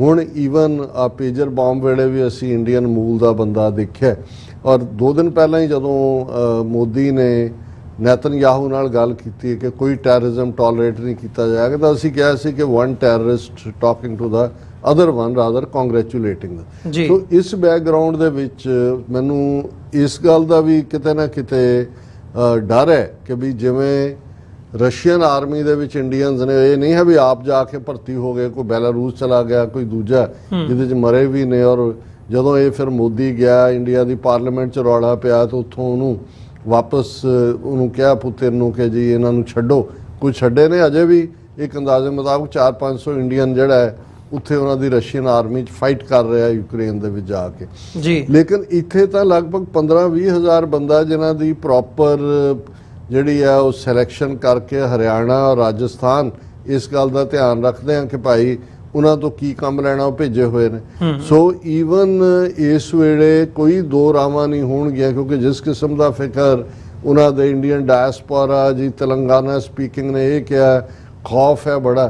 ਪਰ ਮੈਨੂੰ ਇਹ ਲੱਗਦਾ ਹੈ ਕਿ ਵੀ ਈਵਨ ਇਹ ਏਜੰਸੀਆਂ ਦਾ ਤਾਂ ਆਪਸ 'ਚ ਇੰਟੈਲੀਜੈਂਸ ਸ਼ੇਅਰਿੰਗ ਜਾਂ ਜੋ ਤਾਂ ਹੈ ਹੀ ਹੈ, ਫਾਈਟਰ ਵੀ ਹੋਣਗੇ ਜਿਹੜੇ ਕਿ ਇਹਨਾਂ ਦੇ ਭੇਜੇ ਹੋਏ ਨੇ। ਸੋ ਇਹਨਾਂ ਹਾਲਾਤਾਂ 'ਚ ਸਾਡਾ ਸਿੱਖ ਪਰਸਪੈਕਟਿਵ ਦੇਖੋ, ਕੱਲ੍ਹ ਅਸੀਂ ਜ਼ਿਕਰ ਕੀਤਾ ਸੀ ਸਿੱਖਸ ਫਾਰ ਜਸਟਿਸ ਨੇ ਐਂਟੋਨੀਓ ਨੂੰ ਆਪਣੇ ਬਲਿੰਕਨ ਇਹ ਲੈਟਰ ਲਿਖਿਆ ਕਿ ਭਾਈ ਤੁਸੀਂ ਇਹ ਸੌਫਟ ਡਿਪਲੋਮੇਸੀ ਦੇ ਨਾਂ ਥੱਲੇ ਇੰਡੀਆ ਨੂੰ ਸ਼ਹਿ ਨਾ ਦਿਓ। ਔਰ ਅੱਜ ਖੁਸ਼ੀ ਦੀ ਗੱਲ ਹੈ ਕਿ ਭਾਵੇਂ ਬਹੁਤ ਜ਼ਿਆਦਾ ਮੀਂਹ ਪੈ ਰਿਹਾ ਸੀ ਵਾਸ਼ਿੰਗਟਨ ਡੀਸੀ 'ਚ, ਪਰ ਸਿੱਖ ਨੌਜਵਾਨਾਂ ਨੇ ਕਾਰਨੈਗੀ ਐਂਡੋਮੈਂਟ ਫਾਰ ਇੰਟਰਨੈਸ਼ਨਲ ਪੀਸ ਉਹਦੇ ਬਾਹਰ ਵੀ ਸਵੇਰੇ 7:30 ਵਜੇ ਪਹੁੰਚ ਕੇ ਪ੍ਰੋਟੈਸਟ ਕੀਤਾ, ਜਿੱਥੇ ਐਸ ਜੈ ਸ਼ੰਕਰ ਜਿਹੜਾ ਉਸ ਨੂੰ ਇਨਵਾਈਟ ਕੀਤਾ ਹੋਇਆ ਸੀ ਬੋਲਣ ਲਈ। ਇਸੇ ਤਰ੍ਹਾਂ ਉਹਨਾਂ ਨੇ ਸਟੇਟ ਡਿਪਾਰਟਮੈਂਟ 'ਚ ਵੀ ਦੁਪਹਿਰੇ 2:30 ਵਜੇ ਜਦੋਂ ਕਿ ਬਲਿੰਕਨ ਦੇ ਨਾਲ ਮਿਲਣਾ ਸੀ ਨੇ ਐਸ ਜੈ ਸ਼ੰਕਰ ਨੇ, ਉੱਥੇ ਵੀ ਪ੍ਰੋਟੈਸਟ ਕੀਤਾ। ਔਰ ਅਸੀਂ ਵੀ ਇਹ ਜ਼ਿਕਰ ਕੀਤਾ ਸੀ ਔਰ ਅਮਰੀਕਾ ਨੂੰ ਇਹ ਅਸੀਂ ਕਹਿਣ ਦਾ ਵੀ opinion makers, law makers, decision makers ਨੂੰ ਕੋਸ਼ਿਸ਼ ਸੀ ਕਿ ਇਸ ਨੂੰ ਲਾਈਟਲੀ ਨਾ ਲਿਆ ਜਾਏ।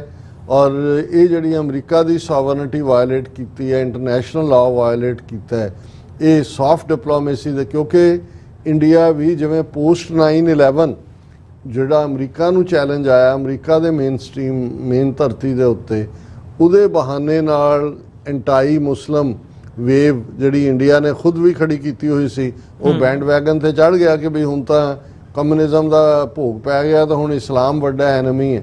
ਸੋ ਸਾਨੂੰ ਇਹ ਲੱਗਦਾ ਵੀ ਇਸ ਪੀਰੀਅਡ 'ਚ ਵੀ ਜਿਹੜਾ ਇੱਕ ਪਾਸੇ ਤਾਂ ਅਮਰੀਕਾ ਨੇ ਇੰਡੀਆ ਨੂੰ ਯੂਕਰੇਨ ਦੇ ਮੁੱਦੇ ਤੇ ਬਾਈ ਦਾ ਨੈਕ ਫੜਿਆ ਹੋਇਆ, ਟ੍ਰਾਂਸਨੈਸ਼ਨਲ ਰਿਪਰੈਸ਼ਨ ਦਾ ਮੁੱਦਾ ਵੀ ਸਾਹਮਣੇ ਹੈ।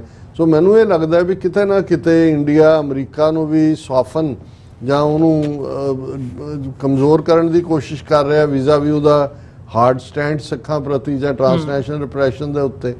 ਸੋ ਸਾਡੇ ਲਈ ਦੇਖੋ ਇੱਕ ਸਿੱਖ ਹੋਣ ਦੇ ਨਾਤੇ ਮੈਂ ਸਮਝਦਾ ਬੇਸ਼ੱਕ ਸਾਡੇ ਇੰਟਰਸਟ ਪੋਲੀਟੀਕਲੀ ਅਮਰੀਕਾ ਦੇ ਨਾਲ ਜੁੜੇ ਹੋਏ ਨੇ, ਅਮਰੀਕਾ ਤੋਂ ਅਸੀਂ ਤਵੱਕੋ ਵੀ ਕਰਦੇ ਹਾਂ, ਓਨਲੀ ਸੁਪਰ ਪਾਵਰ ਹੈ, ਖਾਲਿਸਤਾਨ ਦੀ ਕ੍ਰੀਏਸ਼ਨ 'ਚ ਜਿਹੜਾ ਬਿਨਾਂ ਕਿਸੇ ਪਾਵਰਫੁਲ ਐਂਟੀਟੀ ਦੀ ਐਂਟਰੀ ਦੇ ਉਸ ਦੀ ਪੋਸੀਬਿਲਿਟੀ ਘਟ ਜਾਂਦੀ ਹੈ। ਲੇਕਿਨ ਸਿੱਖ ਹੋਣ ਦੇ ਨਾਤੇ ਅਸੀਂ ਇਹ ਕਿਵੇਂ ਚੁੱਪ ਰਹਿ ਸਕਦੇ ਹਾਂ ਜੋ ਸਾਡੇ ਗੁਰੂ ਨਾਨਕ ਸਾਹਿਬ ਨੇ, ਉਹਨਾਂ ਦਾ ਹਾਲਾਂ ਜੋ ਲੋਕਲ ਪਠਾਨ ਹਾਕਮ ਸੀ ਜਦੋਂ ਗੁਰੂ ਨਾਨਕ ਸਾਹਿਬ ਇਮਨਾਬਾਦ ਸ਼ਹਿਰ 'ਚ ਖੜੇ ਨੇ, ਹਮਲਾਵਰ ਤੁਰਕ ਸੀ ਬਾਬਰ, ਦੋਨੋਂ ਇਸਲਾਮ 'ਚ ਯਕੀਨ ਰੱਖਣ ਵਾਲੇ ਸੀ, ਮੁਸਲਮਾਨ ਸਨ, ਪਰ ਗੁਰੂ ਨਾਨਕ ਸਾਹਿਬ ਦੀਆਂ ਨਜ਼ਰਾਂ 'ਚ ਔਰ ਮਰਨ ਵਾਲਿਆਂ 'ਚ ਵੀ ਜ਼ਾਹਰ ਹੈ ਸਭ ਤੋਂ ਜ਼ਿਆਦਾ ਜਿਹੜਾ ਜਿਨ੍ਹਾਂ ਨੂੰ ਹਿਊਮਿਲੇਟ ਕੀਤਾ ਜਾ ਰਿਹਾ ਸੀ, ਮਾਰਿਆ ਜਾ, ਕਾਮਨ ਬੰਦੇ ਤਾਂ ਹੈ ਹੀ ਸੀ, ਲੇਕਿਨ ਉਹਨਾਂ ਦਾ ਰਾਜ ਘਰਾਨਾ ਪਠਾਣਾ ਦਾ, ਜਿਸ ਨੂੰ ਗੁਰੂ ਸਾਹਿਬ ਨੇ ਉਹਨਾਂ ਦੇ ਦਰਦ ਨੂੰ ਕਿ ਭਾਈ ਕਿਵੇਂ ਜਿਹੜੇ ਨੇ ਉਹ ਪੀੜ 'ਚ ਲੋਕ ਨੇ, ਔਰ ਗੁਰੂ ਸਾਹਿਬ ਦਾ ਇਹ ਫਰਮਾਨ ਕਿ ਭਾਈ ਦੇਖੋ ਇਤੀ ਮਾਰ ਪਈ ਕੁਰਲਾਣੇ ਤੈਂ ਕੀ ਦਰਦ ਨਾ ਆਇਆ। ਸੋ ਸਾਡੇ ਲਈ ਇਹ ਕੰਸਰਨ, ਹਾਲਾਂ ਸਾਡੇ ਕੁਛ ਵੀਰਾਂ ਭੈਣਾਂ ਨੂੰ ਹਮੇਸ਼ਾ ਇਹ ਰਹਿੰਦਾ ਵੀ ਪਤਾ ਨਹੀਂ ਅਸੀਂ ਕਿਉਂ ਆਊਟ ਆਫ ਦਾ ਵੇਜ ਆ। ਦੇਖੋ ਜਿੱਥੇ ਜ਼ੁਲਮ ਹੋਏਗਾ, ਜ਼ਾਲਮ ਕੋਈ ਵੀ ਹੋਏ, ਉਹ ਹਿੰਦੂ ਹੋਏ, ਸਿੱਖ ਹੋਏ, ਮੁਸਲਮਾਨ ਹੋਏ, ਕੋਈ ਵੀ ਨਾ ਧਰਮ ਮੰਨਣ, ਸਿੱਖ ਦੇ ਨਾਤੇ ਅਸੀਂ ਜਿੱਥੇ ਜੇ ਸਕਤਾ ਸਕਤੇ ਕੋ ਮਾਰੇ ਤਾਂ ਮਨ ਰੋਸ ਨਾ ਹੋਈ। ਦਹਿਸ਼ਤਗਰਦ ਕੋਈ ਜਮਾਤ ਹੈ, ਸਟੇਟ ਹੈ, ਉਹ ਆਪਸ 'ਚ ਭਿੜਦੇ ਰਹੇ, ਉਹਨਾਂ ਨੂੰ ਮਾਰ, ਉਹ ਸਮਝ ਆ ਸਕਦਾ, ਉਹਦੇ 'ਚ ਅਸੀਂ ਕੋਈ ਤਾਮਨ ਰੋਸ ਨਾ ਹੋਈ। ਗੁਰੂ ਸਾਹਿਬ ਨੇ ਕ੍ਰਾਈਟੇਰੀਆ ਦਿੱਤਾ। ਲੇਕਿਨ ਜਦੋਂ ਬੇਗੁਨਾਹ ਹੋਣਾ, ਜੋ ਕੁਛ ਗਜ਼ਾ ਦੇ ਵਿੱਚ ਹੋਇਆ, ਫਿਗਰਸ ਤਾਂ UN ਦੀਆਂ ਨੇ ਜੀ, 70% ਤੋਂ ਜ਼ਿਆਦਾ ਔਰਤਾਂ ਔਰ ਬੱਚੇ ਨੇ। ਕੁਝ ਬੱਚੇ ਜਿਹੜੇ ਨੇ ਉਹ 2-2 ਮਹੀਨੇ ਦੇ ਨੇ। ਸੋ ਕਿਵੇਂ ਅਸੀਂ ਇਹ ਕਹਿ ਸਕਦੇ ਹਾਂ ਕਿ ਜੀ ਦੇਖੋ ਇਜ਼ਰਾਈਲ ਨੇ ਦੱਸ ਦਿੱਤਾ ਕਿ ਉਹ ਆਪਣੇ ਆਪ ਨੂੰ ਡਿਫੈਂਡ ਕਿਵੇਂ, ਇਵੇਂ ਨਹੀਂ ਹੁੰਦਾ।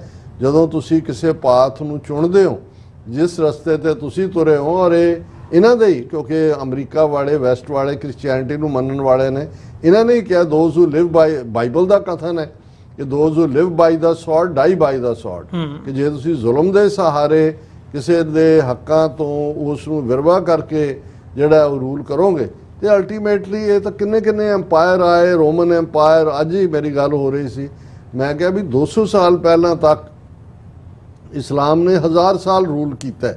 ਆਟੋਮਨ ਐਮਪਾਇਰ, ਅੱਧ ਯੂਰਪ ਤੱਕ, ਪਰਸ਼ੀਅਨ ਐਮਪਾਇਰ, ਸਾਡੇ ਉੱਥੇ ਮੁਗਲ ਐਮਪਾਇਰ, ਕਿੰਨਾ।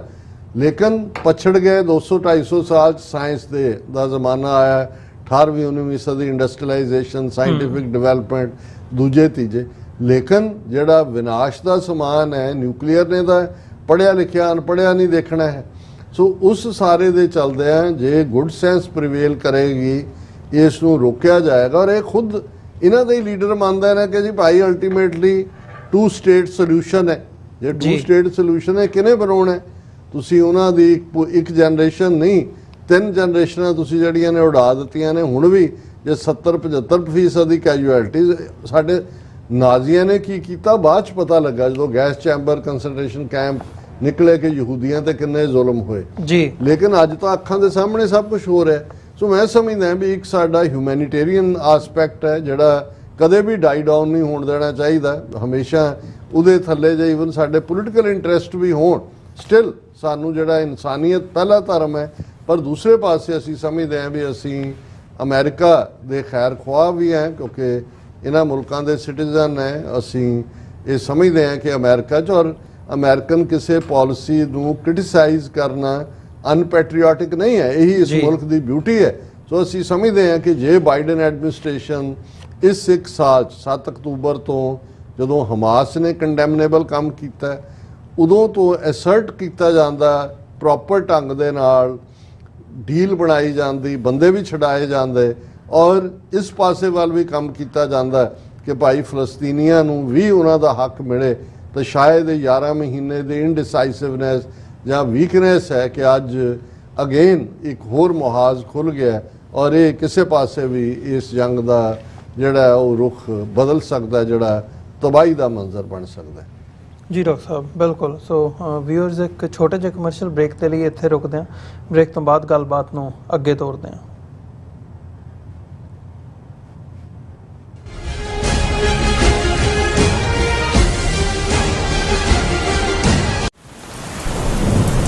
ਯੂਨਾਈਟਿਡ ਸਿੱਖ ਸੰਸਥਾ ਨੇ ਦੱਖਣੀ ਅਮਰੀਕਾ ਵਿੱਚ ਬੇਰਲ ਤੂਫਾਨ ਦੇ ਪੀੜਤਾਂ ਲਈ ਤੁਰੰਤ ਮਦਦ ਮੁਹਿੰਮ ਸ਼ੁਰੂ ਕੀਤੀ ਹੈ। ਇਸ ਭਿਆਨਕ ਤੂਫਾਨ ਨੇ ਸੈਂਟ ਵਿੰਸੈਂਟ ਅਤੇ ਗ੍ਰੇਨੇਡੀਨਸ, ਗ੍ਰੇਨੇਡਾ, ਡੋਮਿਨਿਕਾ ਤੇ ਬਾਰਬਾਡੋਸ ਨੂੰ ਬਹੁਤ ਨੁਕਸਾਨ ਪਹੁੰਚਾਇਆ ਹੈ। ਯੂਨਾਈਟਿਡ ਸਿੱਖ ਦੀਆਂ ਟੀਮਸ ਲੋੜਵੰਦ ਲੋਕਾਂ ਲਈ ਜ਼ਰੂਰੀ ਸਮਾਨ ਅਤੇ ਖਾਣ-ਪੀਣ ਦੀਆਂ ਚੀਜ਼ਾਂ ਪਹੁੰਚਾ ਰਹੀਆਂ ਹਨ। ਤੁਹਾਡੇ ਸਹਿਯੋਗ ਦੀ ਲੋੜ ਹੈ। ਕਿਰਪਾ ਕਰਕੇ ਇਹ ਸਮਾਨ ਦਾਨ ਕਰੋ। ਖਾਣ-ਪੀਣ ਦੀਆਂ ਚੀਜ਼ਾਂ, ਤਿਰਪਾਲ, ਜਨਰੇਟਰ, ਕੱਪੜੇ, ਤੰਬੂ, ਟਾਇਲਟ ਪੇਪਰ, ਬਰਸਾਤੀ ਕੋਟ, ਸੈਨੇਟਰੀ ਪੈਡ, ਹਰੇਕ ਸਾਈਜ਼ ਦੇ ਡਾਈਪਰ ਆਦਿ। ਡੋਨੇਟ ਕਰਨ ਲਈ contact@unitedsikhs.org ਤੇ ਸੰਪਰਕ ਕਰੋ। ਮਦਦ ਕਰਨ ਲਈ ਕਿਰਪਾ ਕਰਕੇ ਸਾਡੀ ਵੈਬਸਾਈਟ ਤੇ ਡੋਨੇਟ ਕਰੋ। ਅਮਰੀਕਾ ਵਿੱਚ ਰਹਿ ਰਹੇ ਹੋ ਅਤੇ ਡਰਾਈਵਿੰਗ ਲਾਇਸੈਂਸ ਲੈਣਾ ਚਾਹੁੰਦੇ ਹੋ ਤੇ ਲੱਭ ਰਹੇ ਹੋ ਇੱਕ ਤਜਰਬੇਕਾਰ ਡਰਾਈਵਿੰਗ ਸਕੂਲ, ਤਾਂ ਤੁਹਾਡੇ ਲਈ ਹੈ ਵੱਡੀ ਖੁਸ਼ਖਬਰੀ। ਕੈਲੀਫੋਰਨੀਆ ਦਾ ਸਟਾਕਟਨ ਟਰੱਕ ਡਰਾਈਵਿੰਗ ਸਕੂਲ ਤੁਹਾਨੂੰ ਦੇਵੇਗਾ ਡਰਾਈਵਿੰਗ ਸਿਖਲਾਈ ਅਤੇ ਡਰਾਈਵਿੰਗ ਦੌਰਾਨ ਪੇਸ਼ ਆਉਂਦੀਆਂ ਮੁਸ਼ਕਲਾਂ ਨਾਲ ਨਜਿੱਠਣ ਦੀ ਸਿਖਲਾਈ। 25 ਸਾਲ ਤੋਂ ਵੀ ਵੱਧ ਦੇ ਤਜਰਬੇ ਨਾਲ ਤੁਹਾਨੂੰ ਮਿਲੇਗੀ ਡਰਾਈਵਿੰਗ ਨਾਲ ਸੰਬੰਧਿਤ ਹਰ ਤਰ੍ਹਾਂ ਦੀ ਸਿਖਲਾਈ, ਉਹ ਵੀ ਵਾਜਿਬ ਕੀਮਤ ਵਿੱਚ। ਫਿਰ ਦੇਰ ਕਿਸ ਗੱਲ ਦੀ, ਅੱਜ ਹੀ ਸੰਪਰਕ ਕਰੋ 2097883308 ਜਾਂ ਫਿਰ 2093139919 ਨੰਬਰਾਂ ਤੇ ਅਤੇ ਪਾਓ ਆਪਣਾ ਡਰਾਈਵਿੰਗ ਲਾਇਸੈਂਸ। ਕੀ ਤੁਸੀਂ ਰੋਜ਼ਾਨਾ ਕੰਮ ਤੇ ਆਪਣਾ ਵਧੇਰੇ ਸਮਾਂ ਬਿਤਾਉਣ ਤੋਂ ਪਰੇਸ਼ਾਨ ਹੋ? ਆਪਣੀ ਪੂੰਜੀ ਨੂੰ ਕੰਮ ਤੇ ਲਗਾਓ। ਸਾਡੇ ਨਾਲ ਇਨਵੈਸਟ ਕਰੋ। ਅਸੀਂ ਤੁਹਾਡੀ ਪੂੰਜੀ ਤੋਂ ਤੁਹਾਡੇ ਲਈ ਵਧੇਰੇ ਪੈਸੇ ਬਣਾ ਸਕਦੇ ਹਾਂ। ਅਸੀਂ ਪ੍ਰਾਈਵੇਟ ਇਕੁਇਟੀ ਇਨਵੈਸਟਮੈਂਟ ਫਰਮ ਹਾਂ ਤੇ ਕਮਰਸ਼ੀਅਲ ਰੀਅਲ ਏਸਟੇਟ ਵਿੱਚ ਮਾਹਿਰ ਹਾਂ। Property management, leasing, asset management, commercial real estate investment ਵਿੱਚ ਸਾਰੀਆਂ ਸੇਵਾਵਾਂ ਲਈ ਅਮਰੀਕਾ ਭਰ ਤੋਂ ਤੁਸੀਂ ਸਾਡੇ ਤੱਕ ਪਹੁੰਚ ਕਰ ਸਕਦੇ ਹੋ। ਆਜ਼ਾਦ ਕਮਰਸ਼ੀਅਲ ਰੀਅਲਟੀ ਸਰਵਿਸਿਜ਼ ਤੇ Azad family trust 701 Dawn coast road, suite number 204, Houston, Texas.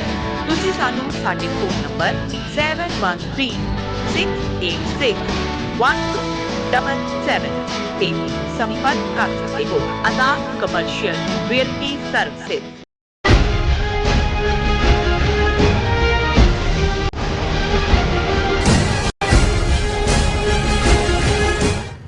Viewers, break ਤੋਂ ਬਾਅਦ ਤੁਹਾਡਾ ਸਾਰਿਆਂ ਦਾ ਸਵਾਗਤ ਹੈ। ਗੱਲਬਾਤ ਨੂੰ ਅੱਗੇ ਤੋਰਦੇ ਹਾਂ ਜੀ। ਡਾਕਟਰ ਸਾਹਿਬ, ਹੁਣ ਅਸੀਂ ਗੱਲ ਕਰੀਏ, ਜਿੱਥੇ ਅਸੀਂ ਮਿਡਲ ਈਸਟ ਦੀ ਗੱਲ ਕਰਕੇ ਹਟੇ ਹਾਂ, ਹੁਣ ਏਸ਼ੀਆ ਦੇ ਵਿੱਚ ਜਾਂ ਜਦੋਂ ਅਸੀਂ ਚਾਈਨਾ ਤੇ ਇੰਡੀਆ ਦੇ ਰਿਲੇਸ਼ਨਸ਼ਿਪਸ ਦੀ ਗੱਲ ਕਰਦੇ ਹਾਂ, ਉਸ ਹਵਾਲੇ ਨਾਲ ਵੀ ਗੱਲ ਕਰੀਏ, ਕਿਉਂਕਿ ਬੀਤੇ ਦਿਨਾਂ ਦੇ ਵਿੱਚ ਜਿਸ ਕਿਸਮ ਦੀ ਇੱਕ ਜਿਹਨੂੰ ਕਹਿੰਦੇ ਆ ਵੀ ਵਾਈਬ ਕ੍ਰੀਏਟ ਕੀਤੀ ਗਈ ਸੀਗੀ ਇੰਡੀਆ ਦੇ ਵੱਲੋਂ ਕਿ ਜੀ ਅਸੀਂ ਚਾਈਨਾ ਨੂੰ ਇਹ ਸੰਦੇਸ਼ ਦੇ ਰਹੇ ਹਾਂ। ਪਹਿਲਾਂ ਹੀ ਹਾਲਾਂਕਿ ਮੋਦੀ ਸਾਹਿਬ ਦੀ ਜਿਹੜੀ ਨੀਤੀ ਹੈਗੀ ਹੈ ਉਹ ਇਸ ਕਿਸਮ ਦੀ ਹੈ, ਇੱਕ ਪੋਲਾਈਟ ਨੀਤੀ ਰਹੀ ਹੈ। ਚਾਈਨਾ ਨੂੰ ਕਦੇ ਅੱਖਾਂ ਦਿਖਾ ਕੇ, ਅੱਖਾਂ ਕੱਢ ਕੇ ਨਹੀਂ ਉਹਨਾਂ ਨੇ ਦੇਖਿਆ ਹੈਗਾ।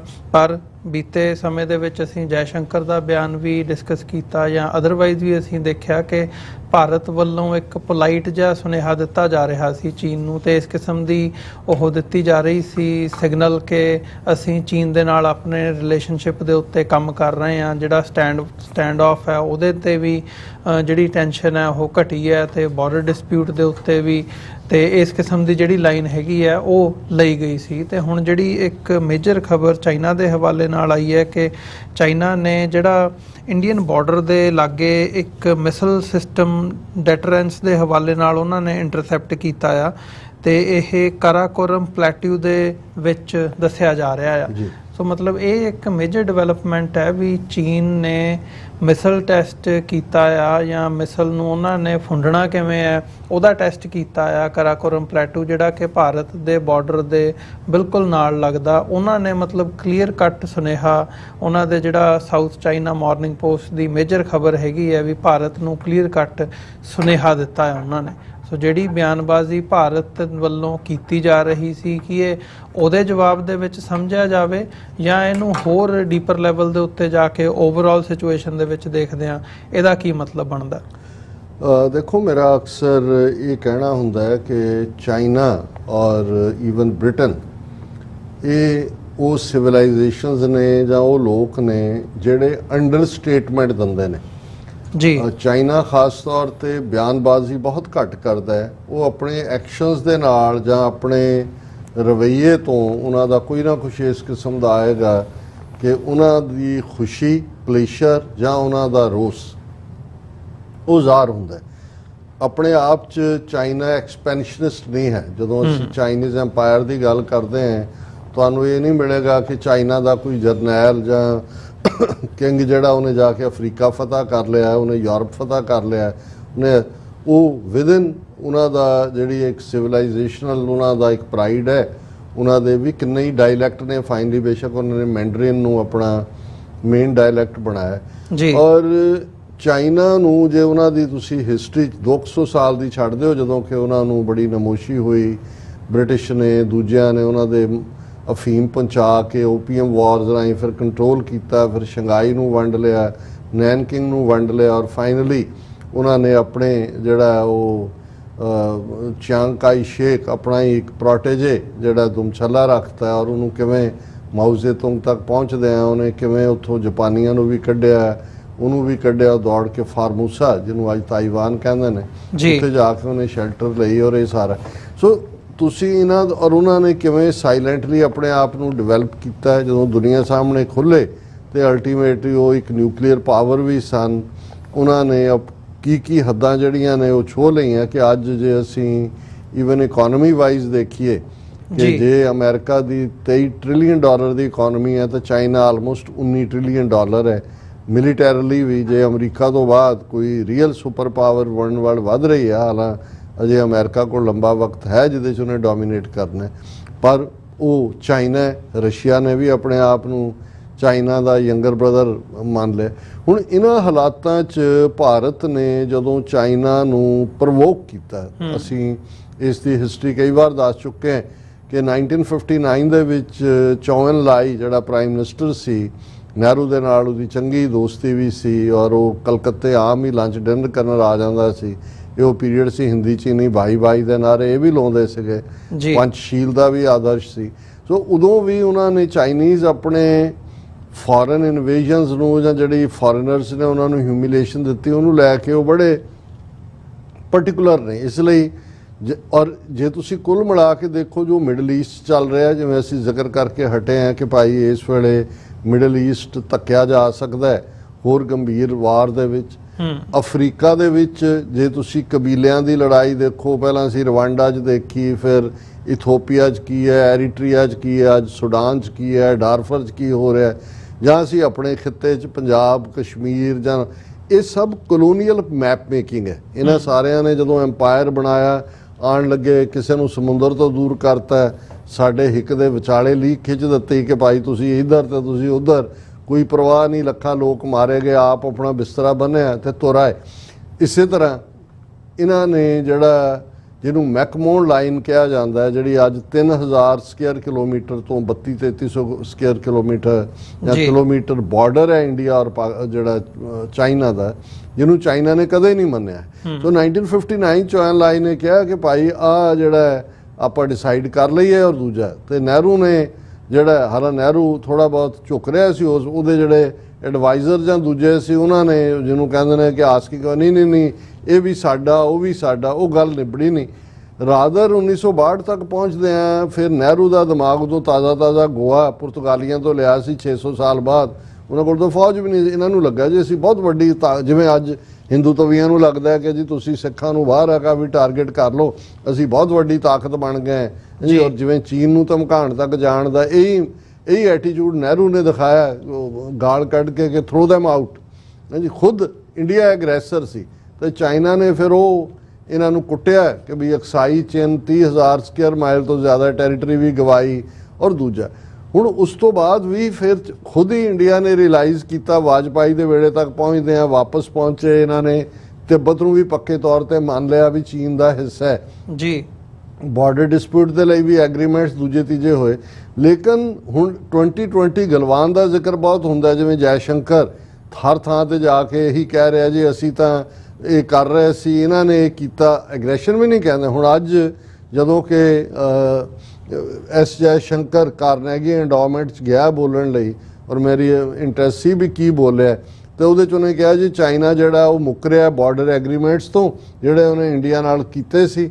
Beijing had violated agreements it had with New Delhi about how to keep the border between the two countries ਟ੍ਰੈਂਕੁਅਲ।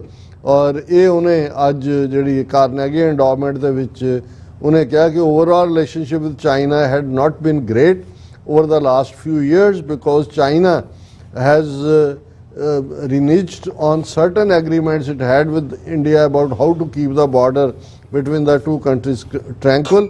ਇਹ ਉਹਨੇ ਡਿਸਕਸ਼ਨ ਕਾਰਨੇਗੀ ਐਂਡੋਮੈਂਟ 'ਚ ਕੀਤੀ। ਹੁਣ ਇਹ ਜਦੋਂ ਦਾ ਐਸ ਜੈ ਸ਼ੰਕਰ ਇੱਥੇ ਆਇਆ ਹੋਇਆ ਹੈ, ਪਹਿਲਾਂ ਤਾਂ 2017 ਤੋਂ ਹੀ ਜਿਹੜਾ ਇਹਨਾਂ ਨੇ ਡੋਕਲਾਮ 'ਚ ਜਾ ਕੇ, ਜਿੱਥੇ ਕੋਈ ਬਣਦਾ ਨਹੀਂ ਸੀ ਲੇਕਿਨ ਭੂਟਾਨ ਨਾਲ ਬਾਰਡਰ ਲੱਗਦਾ ਸੀ, ਉੱਥੇ ਜਾ ਕੇ ਇਹਨਾਂ ਨੇ ਫੌਜ ਖੜੀ ਕੀਤੀ, ਜੁੱਤੀਆਂ ਖਾ ਕੇ ਉੱਥੋਂ ਆਏ।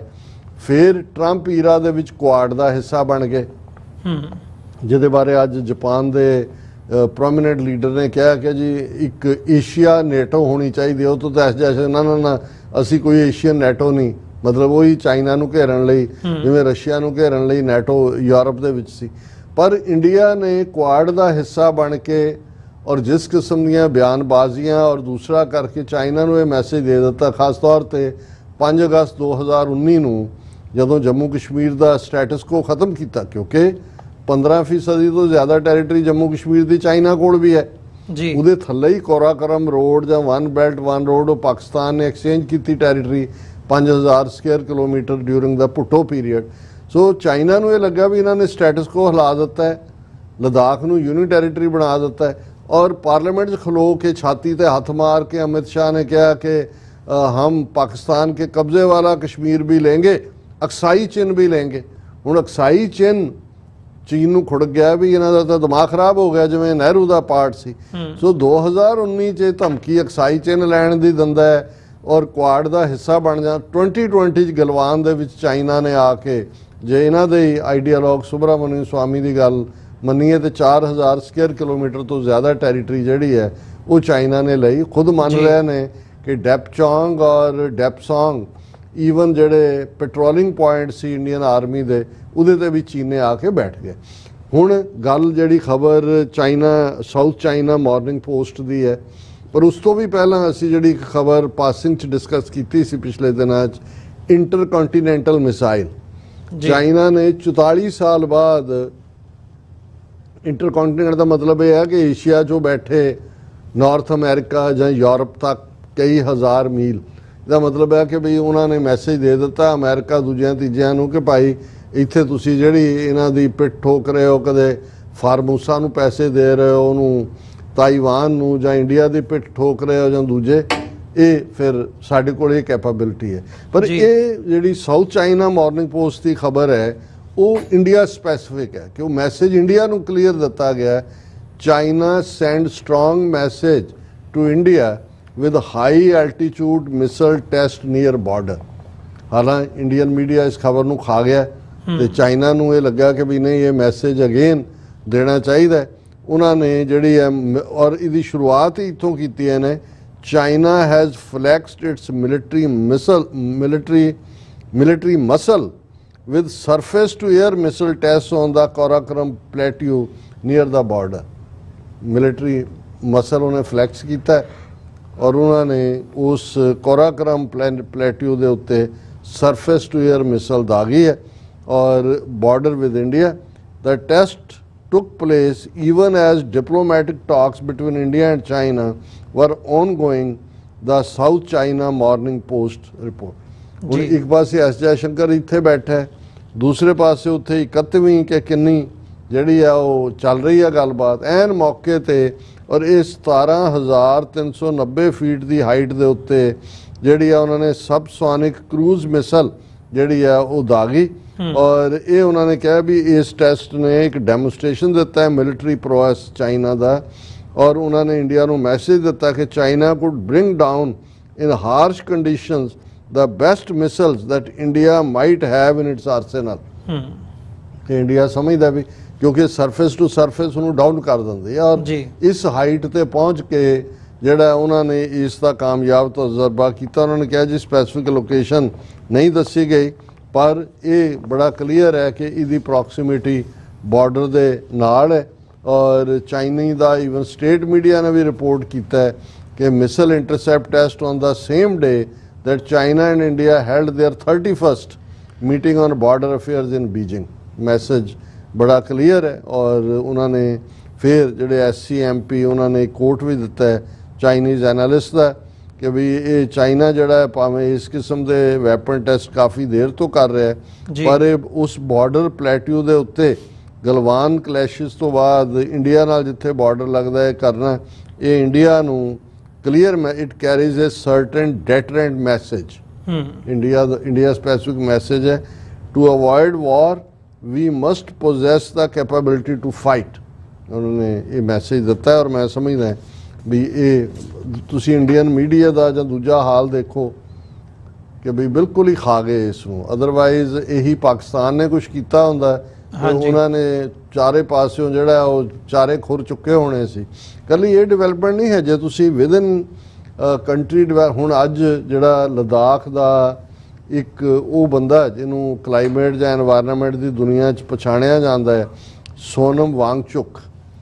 ਹੁਣ ਇੱਕ ਸਟੇਜ ਸੀ ਕਿ ਲਦਾਖ ਵਾਲਿਆਂ ਨੂੰ ਇਹ ਲੋਲੀਪੌਪ ਦਿੰਦੇ ਸੀ ਦੱਸਣ ਦੇ ਲਈ ਕਿ ਜੀ ਇਹ ਜੰਮੂ ਕਸ਼ਮੀਰ ਤਾਂ ਮੁਸਲਮਾਨ ਮੈਜੋਰਟੀ, ਹਾਲਾਂ ਲਦਾਖ 'ਚ ਇਟਸੈਲਫ 40% ਦੀ ਮੁਸਲਿਮ ਪਾਪੂਲੇਸ਼ਨ ਹੈ ਜੀ, ਤੇ ਤੁਸੀਂ ਤਾਂ ਬੁੱਧਿਸਟ ਹੋ। ਔਰ ਦੂਜਾ ਉਹਨਾਂ ਤੋਂ ਮੰਗ ਕਰਵਾਉਂਦੇ ਰਹੇ ਜੀ ਯੂਨੀ ਟੈਰੀਟਰੀ ਦੇ। ਹੁਣ ਜਦੋਂ ਉਹਨਾਂ ਨੇ 5 ਅਗਸਤ 2019 ਨੂੰ ਯੂਨੀ ਟੈਰੀਟਰੀ ਬਣਾਇਆ, ਹੁਣ ਆਰਟੀਕਲ 370 ਦੇ ਥੱਲੇ ਜੰਮੂ ਕਸ਼ਮੀਰ ਦੇ ਵਿੱਚ ਲਦਾਖ ਵੀ ਸੇਫ ਸੀ।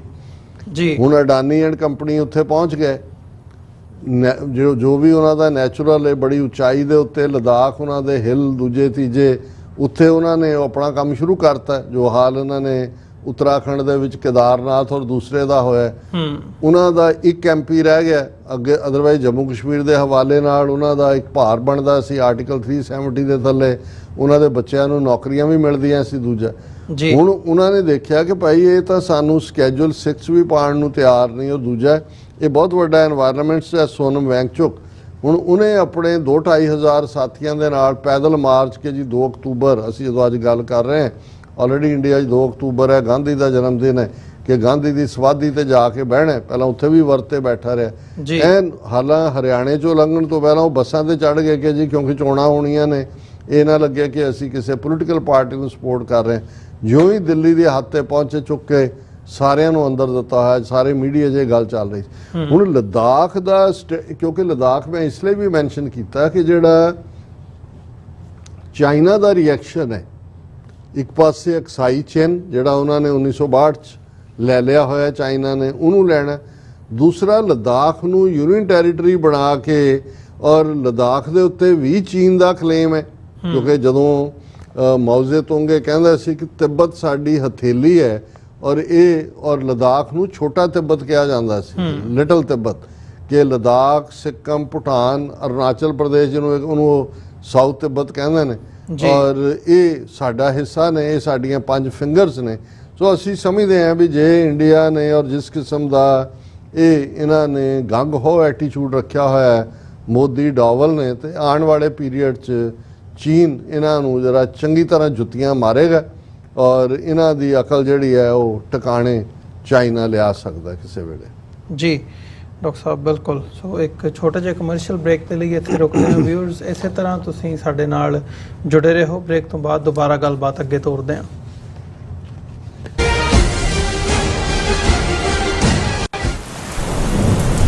ਯੂਨਾਈਟਿਡ ਸਿੱਖ ਸੰਸਥਾ ਨੇ ਦੱਖਣੀ ਅਮਰੀਕਾ ਵਿੱਚ ਬੇਰਲ ਤੂਫਾਨ ਦੇ ਪੀੜਤਾਂ ਲਈ ਤੁਰੰਤ ਮਦਦ ਮੁਹਿੰਮ ਸ਼ੁਰੂ ਕੀਤੀ ਹੈ। ਇਸ ਭਿਆਨਕ ਤੂਫਾਨ ਨੇ ਸੈਂਟ ਵਿੰਸੈਂਟ ਅਤੇ ਗ੍ਰੇਨੇਡੀਨਸ, ਗ੍ਰੇਨੇਡਾ, ਡੋਮਿਨਿਕਾ ਤੇ ਬਾਰਬਾਡੋਸ ਨੂੰ ਬਹੁਤ ਨੁਕਸਾਨ ਪਹੁੰਚਾਇਆ ਹੈ। ਯੂਨਾਈਟਿਡ ਸਿੱਖਸ ਦੀਆਂ ਟੀਮਸ ਲੋੜਵੰਦ ਲੋਕਾਂ ਲਈ ਜ਼ਰੂਰੀ ਸਮਾਨ ਅਤੇ ਖਾਣ-ਪੀਣ ਦੀਆਂ ਚੀਜ਼ਾਂ ਪਹੁੰਚਾ ਰਹੀਆਂ ਹਨ। ਤੁਹਾਡੇ ਸਹਿਯੋਗ ਦੀ ਲੋੜ ਹੈ। ਕਿਰਪਾ ਕਰਕੇ ਇਹ ਸਮਾਨ ਦਾਨ ਕਰੋ। ਖਾਣ-ਪੀਣ ਦੀਆਂ ਚੀਜ਼ਾਂ, ਤਿਰਪਾਲ, ਜਨਰੇਟਰ, ਕੱਪੜੇ, ਤੰਬੂ, ਟਾਇਲਟ ਪੇਪਰ, ਬਰਸਾਤੀ ਕੋਟ, ਸੈਨੇਟਰੀ ਪੈਡ, ਹਰੇਕ ਸਾਈਜ਼ ਦੇ ਡਾਈਪਰ ਆਦਿ।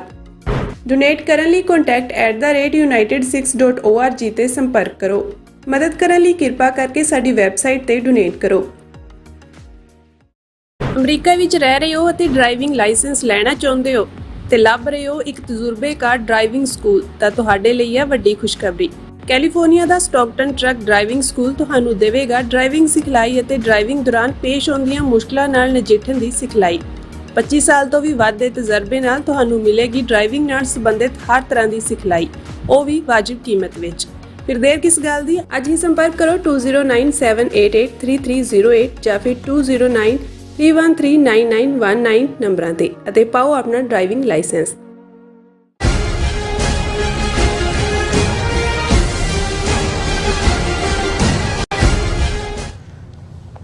ਵਿਊਅਰਸ, ਬ੍ਰੇਕ ਤੋਂ ਬਾਅਦ ਤੁਹਾਡਾ ਸਾਰਿਆਂ ਦਾ ਸਵਾਗਤ ਹੈ। ਗੱਲਬਾਤ ਅੱਗੇ ਤੋਰਦੇ ਹਾਂ। ਡਾਕਟਰ ਸਾਹਿਬ, ਹੁਣ ਅਸੀਂ ਗੱਲ ਕਰੀਏ ਪੰਜਾਬ ਦੇ ਗੁਆਂਢ ਦੇ ਵਿੱਚ ਜਿਹੜੇ ਦੋਵੇਂ ਸੂਬੇ ਆ, ਜੰਮੂ ਕਸ਼ਮੀਰ ਤੇ ਹਰਿਆਣਾ, ਚੋਣਾਂ ਹੋ ਰਹੀਆਂ ਨੇ ਇੱਥੇ।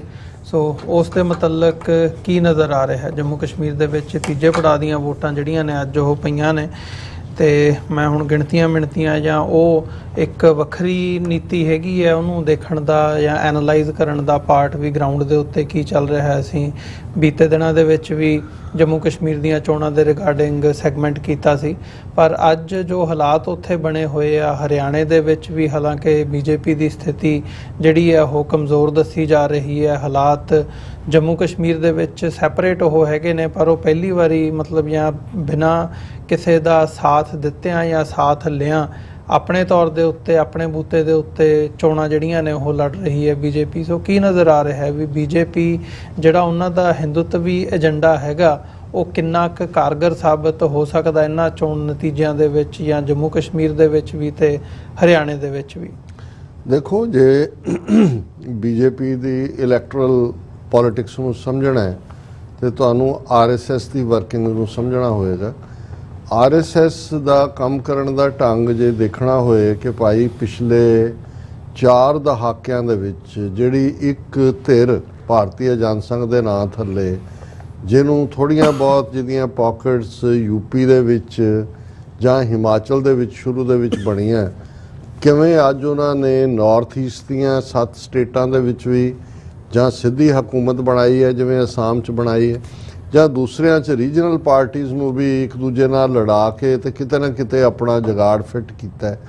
ਫਿਰ ਅਸੀਂ ਦੇਖੀਏ ਵੀ ਕਿਵੇਂ ਹਾਲਾਂ ਤਮਿਲਨਾਡੂ ਔਰ ਕੇਰਲਾ ਐਕਸਟ੍ਰੀਮ ਆਪਣੇ ਉਹ ਪੈਟਰੀਓਟਿਕ ਨੇ ਆਪਣੀ ਜ਼ਬਾਨ ਨਾਲ, ਉੱਥੇ ਵੀ ਕਿਵੇਂ ਕੁਛ ਨਾ ਕੁਛ ਐਸਾ ਕਰ ਰਹੇ ਨੇ ਕਿ ਇਵੈਂਚੁਅਲੀ ਉੱਥੇ ਉਹਨਾਂ ਦੀ ਪਰਸੈਂਟੇਜ ਵੱਧ ਰਹੀ ਹੈ। ਪੰਜਾਬ 'ਚ ਭਾਵੇਂ ਪਾਰਲੀਮੈਂਟ ਦੀਆਂ ਚੋਣਾਂ ਦੇ ਵਿੱਚ ਉਹਨਾਂ ਨੂੰ ਕੋਈ ਸੀਟ ਨਹੀਂ ਮਿਲੀ, ਪਰ ਅਸੀਂ ਦੇਖਦੇ ਹਾਂ ਕਿ 100 ਸਾਲ ਪੁਰਾਣੀ ਪਾਰਟੀ ਅਕਾਲੀ ਦਲ 7-8% ਵੋਟਾਂ ਤੇ ਸਿਮਟ ਜਾਂਦੀ, ਉਹ 18% ਤੇ ਪਹੁੰਚ ਜਾਂਦੇ ਨੇ ਜੀ। ਸੋ ਉਹਨਾਂ ਦਾ ਕਈ ਵਾਰੀ ਇਲੈਕਸ਼ਨ ਲੂਜ਼ ਜਾਂ ਵਿਨ ਕਰਨਾ ਨਹੀਂ। ਹਰਿਆਣਾ ਜਿਹੜਾ ਹਰਿਆਣਾ ਦੇ ਜਾਟਾਂ ਨੇ ਬਣਾਇਆ, ਲੇਕਿਨ ਤੁਸੀਂ ਦੇਖੋ ਕਿ ਸਾਰੀ ਜਾਟ ਪਾਵਰ ਨੂੰ ਤਾਂ ਉਹਨਾਂ ਨੇ ਖੰਡਾਇਆ ਹੀ ਖੰਡਾਇਆ। ਜਿਹੜਾ 25% ਤੋਂ ਜ਼ਿਆਦਾ ਨੇ ਉਹ ਮਨੋਹਰ ਲਾਲ ਖੱਟੜ ਹੋਏ ਜਾਂ ਅੱਜ ਉਹ ਕਿਹੜਾ ਸੈਣੀ ਹੈ ਔਰ ਕੱਲ੍ਹ ਨੂੰ ਕੋਈ ਹੋਰ ਹੋਏਗਾ, ਉਹਨਾਂ ਨੇ ਬਿਲਕੁਲ ਇੱਕ ਸਟੇਟ ਜਿਹਦਾ ਵਜੂਦ ਹੀ ਜਿਹੜਾ ਉਹ ਜਾਟਾਂ ਦੇ ਨਾਲ ਸੀ, ਉਹਨਾਂ ਨੂੰ ਪਿੱਛੇ ਤੱਕ ਕੇ ਬਾਕੀਆਂ ਨੂੰ ਜਿਹੜਾ ਉਹਨਾਂ ਨੇ ਜਾਟਾਂ ਦੇ ਖਿਲਾਫ ਐਸੀ ਨਫ਼ਰਤ ਪੈਦਾ ਕੀਤੀ, ਉਹਨਾਂ ਨੂੰ ਫੀਅਰ ਕਰਕੇ ਇਕੱਠੇ ਕਰ ਲਿਆ। ਸੋ ਜੰਮੂ ਕਸ਼ਮੀਰ 'ਚ ਕਿਉਂਕਿ ਉਹਨਾਂ ਦੇ ਜਿਹੜੇ 22 ਜ਼ਿਲ੍ਹੇ ਸੀ ਬਿਫੋਰ, ਉਹਨਾਂ ਦੀ ਸਟੈਟਿਕ 'ਚ 19 ਜ਼ਿਲ੍ਹੇ ਮੁਸਲਮਾਨ ਮੈਜੋਰਿਟੀ ਸੀ।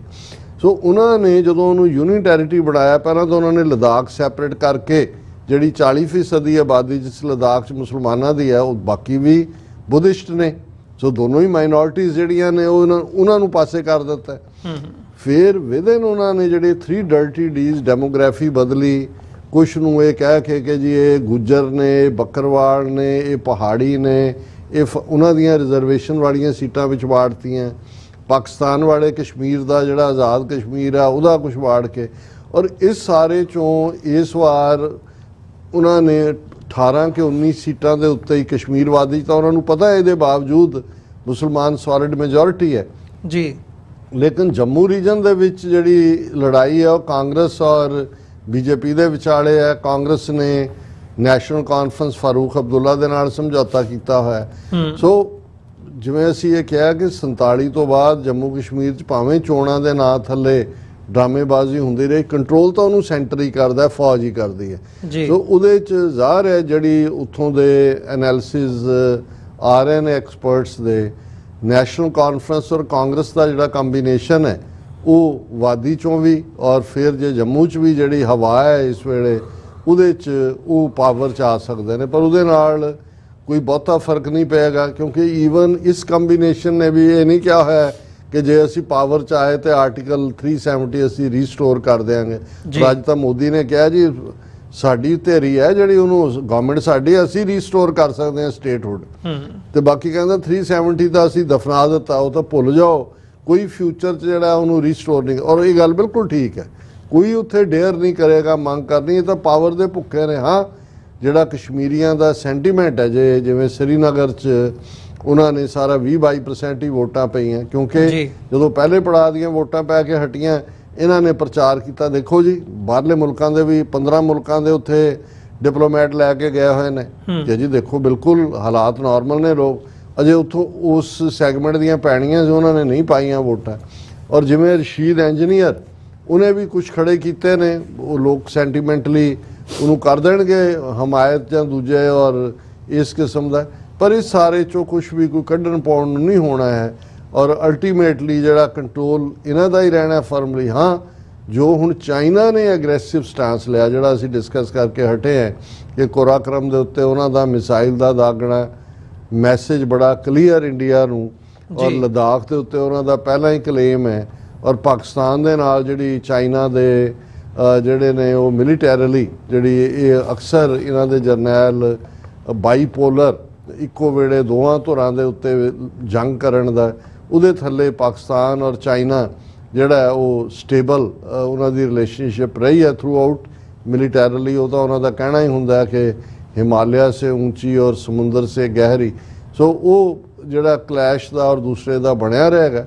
ਔਰ ਜੇ ਹਮਦਰਦੀ ਦੇਖਣੀ ਹੋਏ ਅੱਜ ਵੀ ਹਾਲਾਂ ਪਾਕਿਸਤਾਨ ਦੇ ਵਿੱਚ ਕੋਈ ਫਲਸਤੀਨੀਆਂ ਦੇ ਹੱਕ 'ਚ ਜਾਂ ਹਸਨ ਨਸਰੱਲਾ ਮਾਰਿਆ ਜਾਂ ਕੋਈ ਉੱਥੇ ਪ੍ਰੋਟੈਸਟ ਨਹੀਂ ਹੋਏ ਜਾਂ ਹੋਣ ਨਹੀਂ ਦਿੱਤੇ ਗਏ, ਲੇਕਿਨ ਤੁਸੀਂ ਕਸ਼ਮੀਰ ਵੈਲੀ 'ਚ ਦੇਖੋਗੇ ਚਾਰੇ ਪਾਸੇ ਪ੍ਰੋਟੈਸਟ ਹੋਏ ਨੇ। ਈਵਨ ਇਸ ਦੇ ਉੱਤੇ ਈਵਨ ਬੀਬੀ ਮਹਿਬੂਬਾ ਮੁਫਤੀ ਨੇ ਵੀ ਉਹਨੂੰ ਨੈਤਨਯਾਹੂ ਨੂੰ ਬਿਗੇਸਟ ਟੈਰਰਿਸਟ ਆਫਟਰ ਐਡਲਫ ਹਿਟਲਰ ਕਿਹਾ।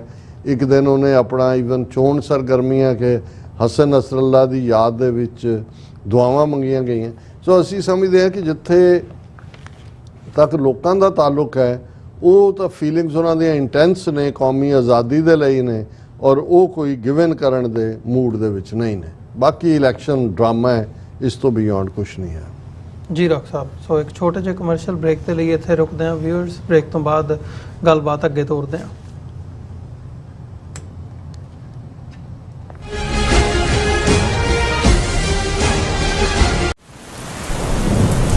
ਯੂਨਾਈਟਿਡ ਸਿੱਖ ਸੰਸਥਾ ਨੇ ਦੱਖਣੀ ਅਮਰੀਕਾ ਵਿੱਚ ਬੇਰਲ ਤੂਫਾਨ ਦੇ ਪੀੜਤਾਂ ਲਈ ਤੁਰੰਤ ਮਦਦ ਮੁਹਿੰਮ ਸ਼ੁਰੂ ਕੀਤੀ ਹੈ। ਇਸ ਭਿਆਨਕ ਤੂਫਾਨ ਨੇ ਸੈਂਟ ਵਿੰਸੈਂਟ ਅਤੇ ਗ੍ਰੇਨੇਡੀਨਸ, ਗ੍ਰੇਨੇਡਾ, ਡੋਮਿਨਿਕਾ ਤੇ ਬਾਰਬਾਡੋਸ ਨੂੰ ਬਹੁਤ ਨੁਕਸਾਨ ਪਹੁੰਚਾਇਆ ਹੈ। ਯੂਨਾਈਟਿਡ ਸਿੱਖ ਦੀਆਂ ਟੀਮਜ਼ ਲੋੜਵੰਦ ਲੋਕਾਂ ਲਈ ਜ਼ਰੂਰੀ ਸਮਾਨ ਅਤੇ ਖਾਣ-ਪੀਣ ਦੀਆਂ ਚੀਜ਼ਾਂ ਪਹੁੰਚਾ ਰਹੀਆਂ ਹਨ। ਤੁਹਾਡੇ ਸਹਿਯੋਗ ਦੀ ਲੋੜ ਹੈ।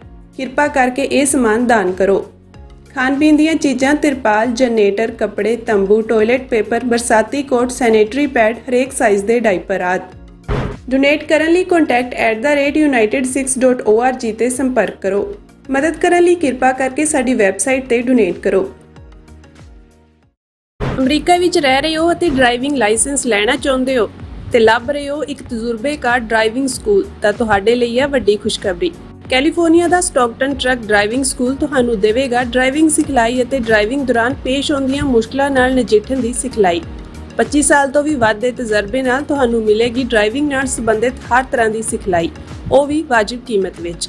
ਫਿਰ ਦੇਰ ਕਿਸ ਗੱਲ ਦੀ, ਅੱਜ ਹੀ ਸੰਪਰਕ ਕਰੋ 209788330308 ਜਾਂ ਫਿਰ 2093139919 ਨੰਬਰਾਂ ਤੇ ਅਤੇ ਪਾਓ ਆਪਣਾ ਡਰਾਈਵਿੰਗ ਲਾਇਸੈਂਸ।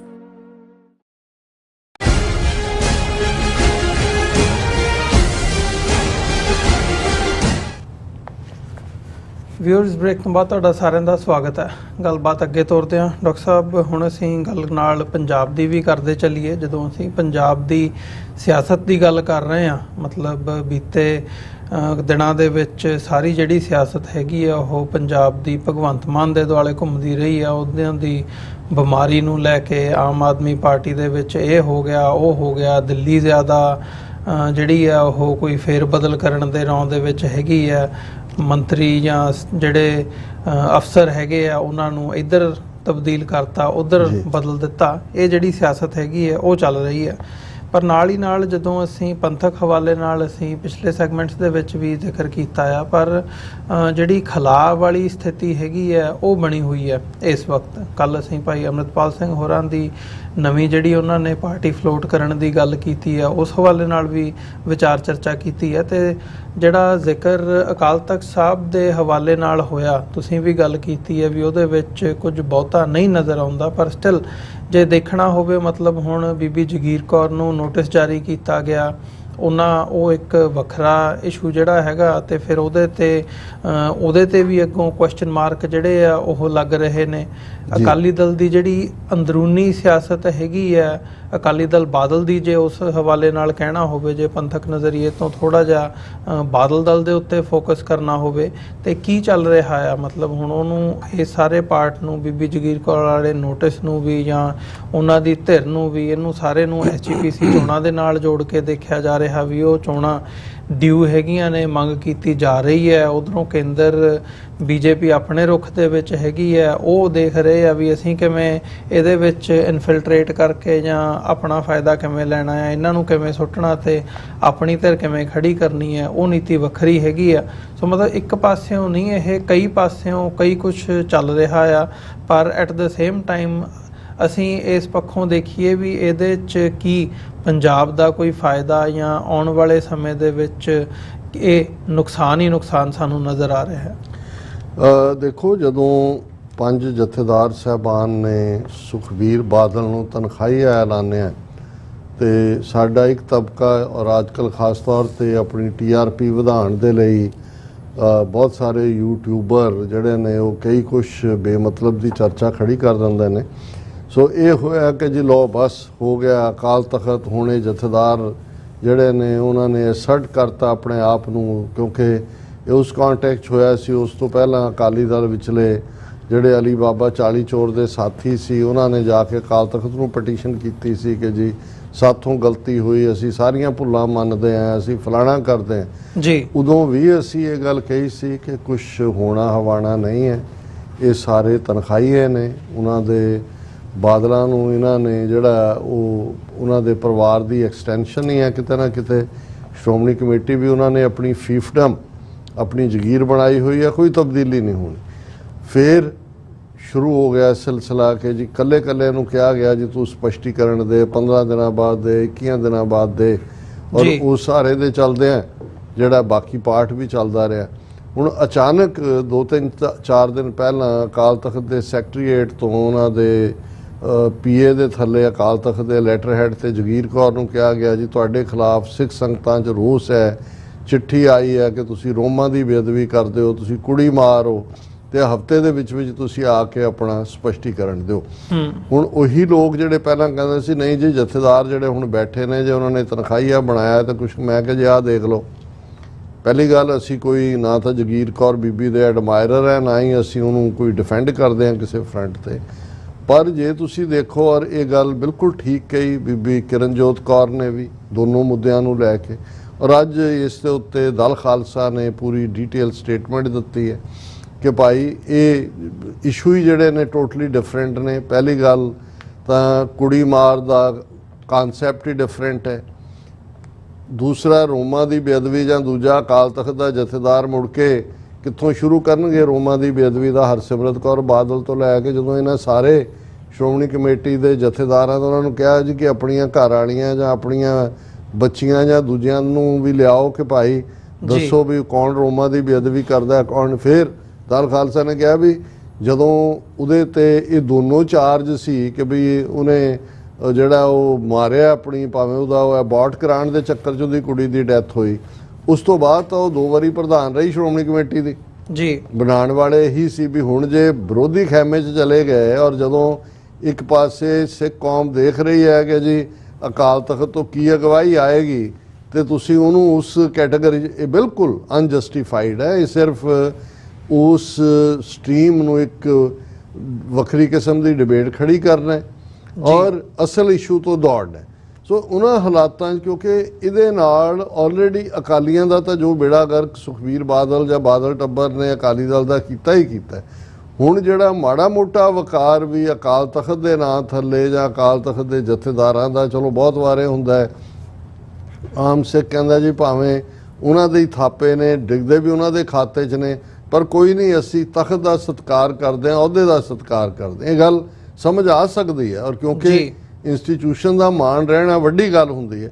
ਪਰ ਹੁਣ ਜਿਹੜਾ ਇਹਨਾਂ ਦਾ ਮੇਰਾ ਖਿਆਲ ਹੈ ਜ਼ੋਰ ਲੱਗਾ ਹੋਇਆ, ਉਹ ਏਜੰਸੀਆਂ ਕਹਿ ਲਓ ਜਾਂ ਉਹਨਾਂ ਦੇ ਜਿਹੜੇ ਉਹ ਟੁੱਕੜ ਬੋਝ ਕਹਿ ਲਓ ਕਿ ਭਾਈ ਉਹਨਾਂ ਨੇ ਬਿਲਕੁਲ ਥੱਲਾ ਲਾ ਦੇਣਾ ਤਾਂ ਕਿ ਇਹ ਜਿਹੜਾ ਇਸ ਦੇ ਉੱਤੇ ਬੀਬੀ ਜਗੀਰ ਕੌਰ ਨੂੰ ਕੱਢੀ ਚਿੱਠੀ ਹੈ ਇਹ ਬਿਲਕੁਲ ਉਸ ਦੀ ਤਰਜਮਾਨੀ ਕਰਦੀ ਹੈ। ਦੂਜੇ ਪਾਸੇ ਅਸੀਂ ਦੇਖਦੇ ਹਾਂ ਕਿ ਜਿਹੜੇ ਸ਼ਿਕਾਇਤ ਕਰਨ ਵਾਲੇ ਸੀ ਜਾਂ ਚੰਦੂ ਮਾਜਰੇ ਵਰਗੇ, ਹਾਲਾਂਕਿ ਉਹ ਵੀ ਸਾਹਮਣੇ ਸੀ ਕਿ ਉਹਨੂੰ ਸੌਦਾ ਸਾਹਿਬ ਨੂੰ ਚੋਲਾ ਵੀ ਉਹੀ ਦੇ ਕੇ ਆਇਆ, ਚਿੱਠੀ ਲਿਖਾਣ 'ਚ ਵੀ, ਔਰ ਬੜਾ ਵੱਡਾ ਉਹ ਕਹਿੰਦਾ ਸੀ ਕਿ ਜੀ ਇਹ ਜਿਹੜਾ ਉਹਨੂੰ ਬਾਪੂ ਕਹਿ ਕੇ ਉਹਨੂੰ ਸਰਸੇ ਵਾਲੇ ਸਾਹਿਬ ਨੂੰ ਪਿਤਾ ਜੀ ਵੀ ਉਹਨਾਂ ਦਾ ਇਹ ਤੇ ਉਹਨਾਂ ਦਾ ਉਹ ਹੁਣ ਜੰਮੂ ਗਿਆ ਹੋਇਆ ਸੀ, ਬੀਜੇਪੀ ਕੈਂਡੀਡੇਟ ਨੂੰ ਐਂਡੋਰਸ ਕਰ ਰਿਹਾ ਉੱਥੇ ਜਾ ਕੇ।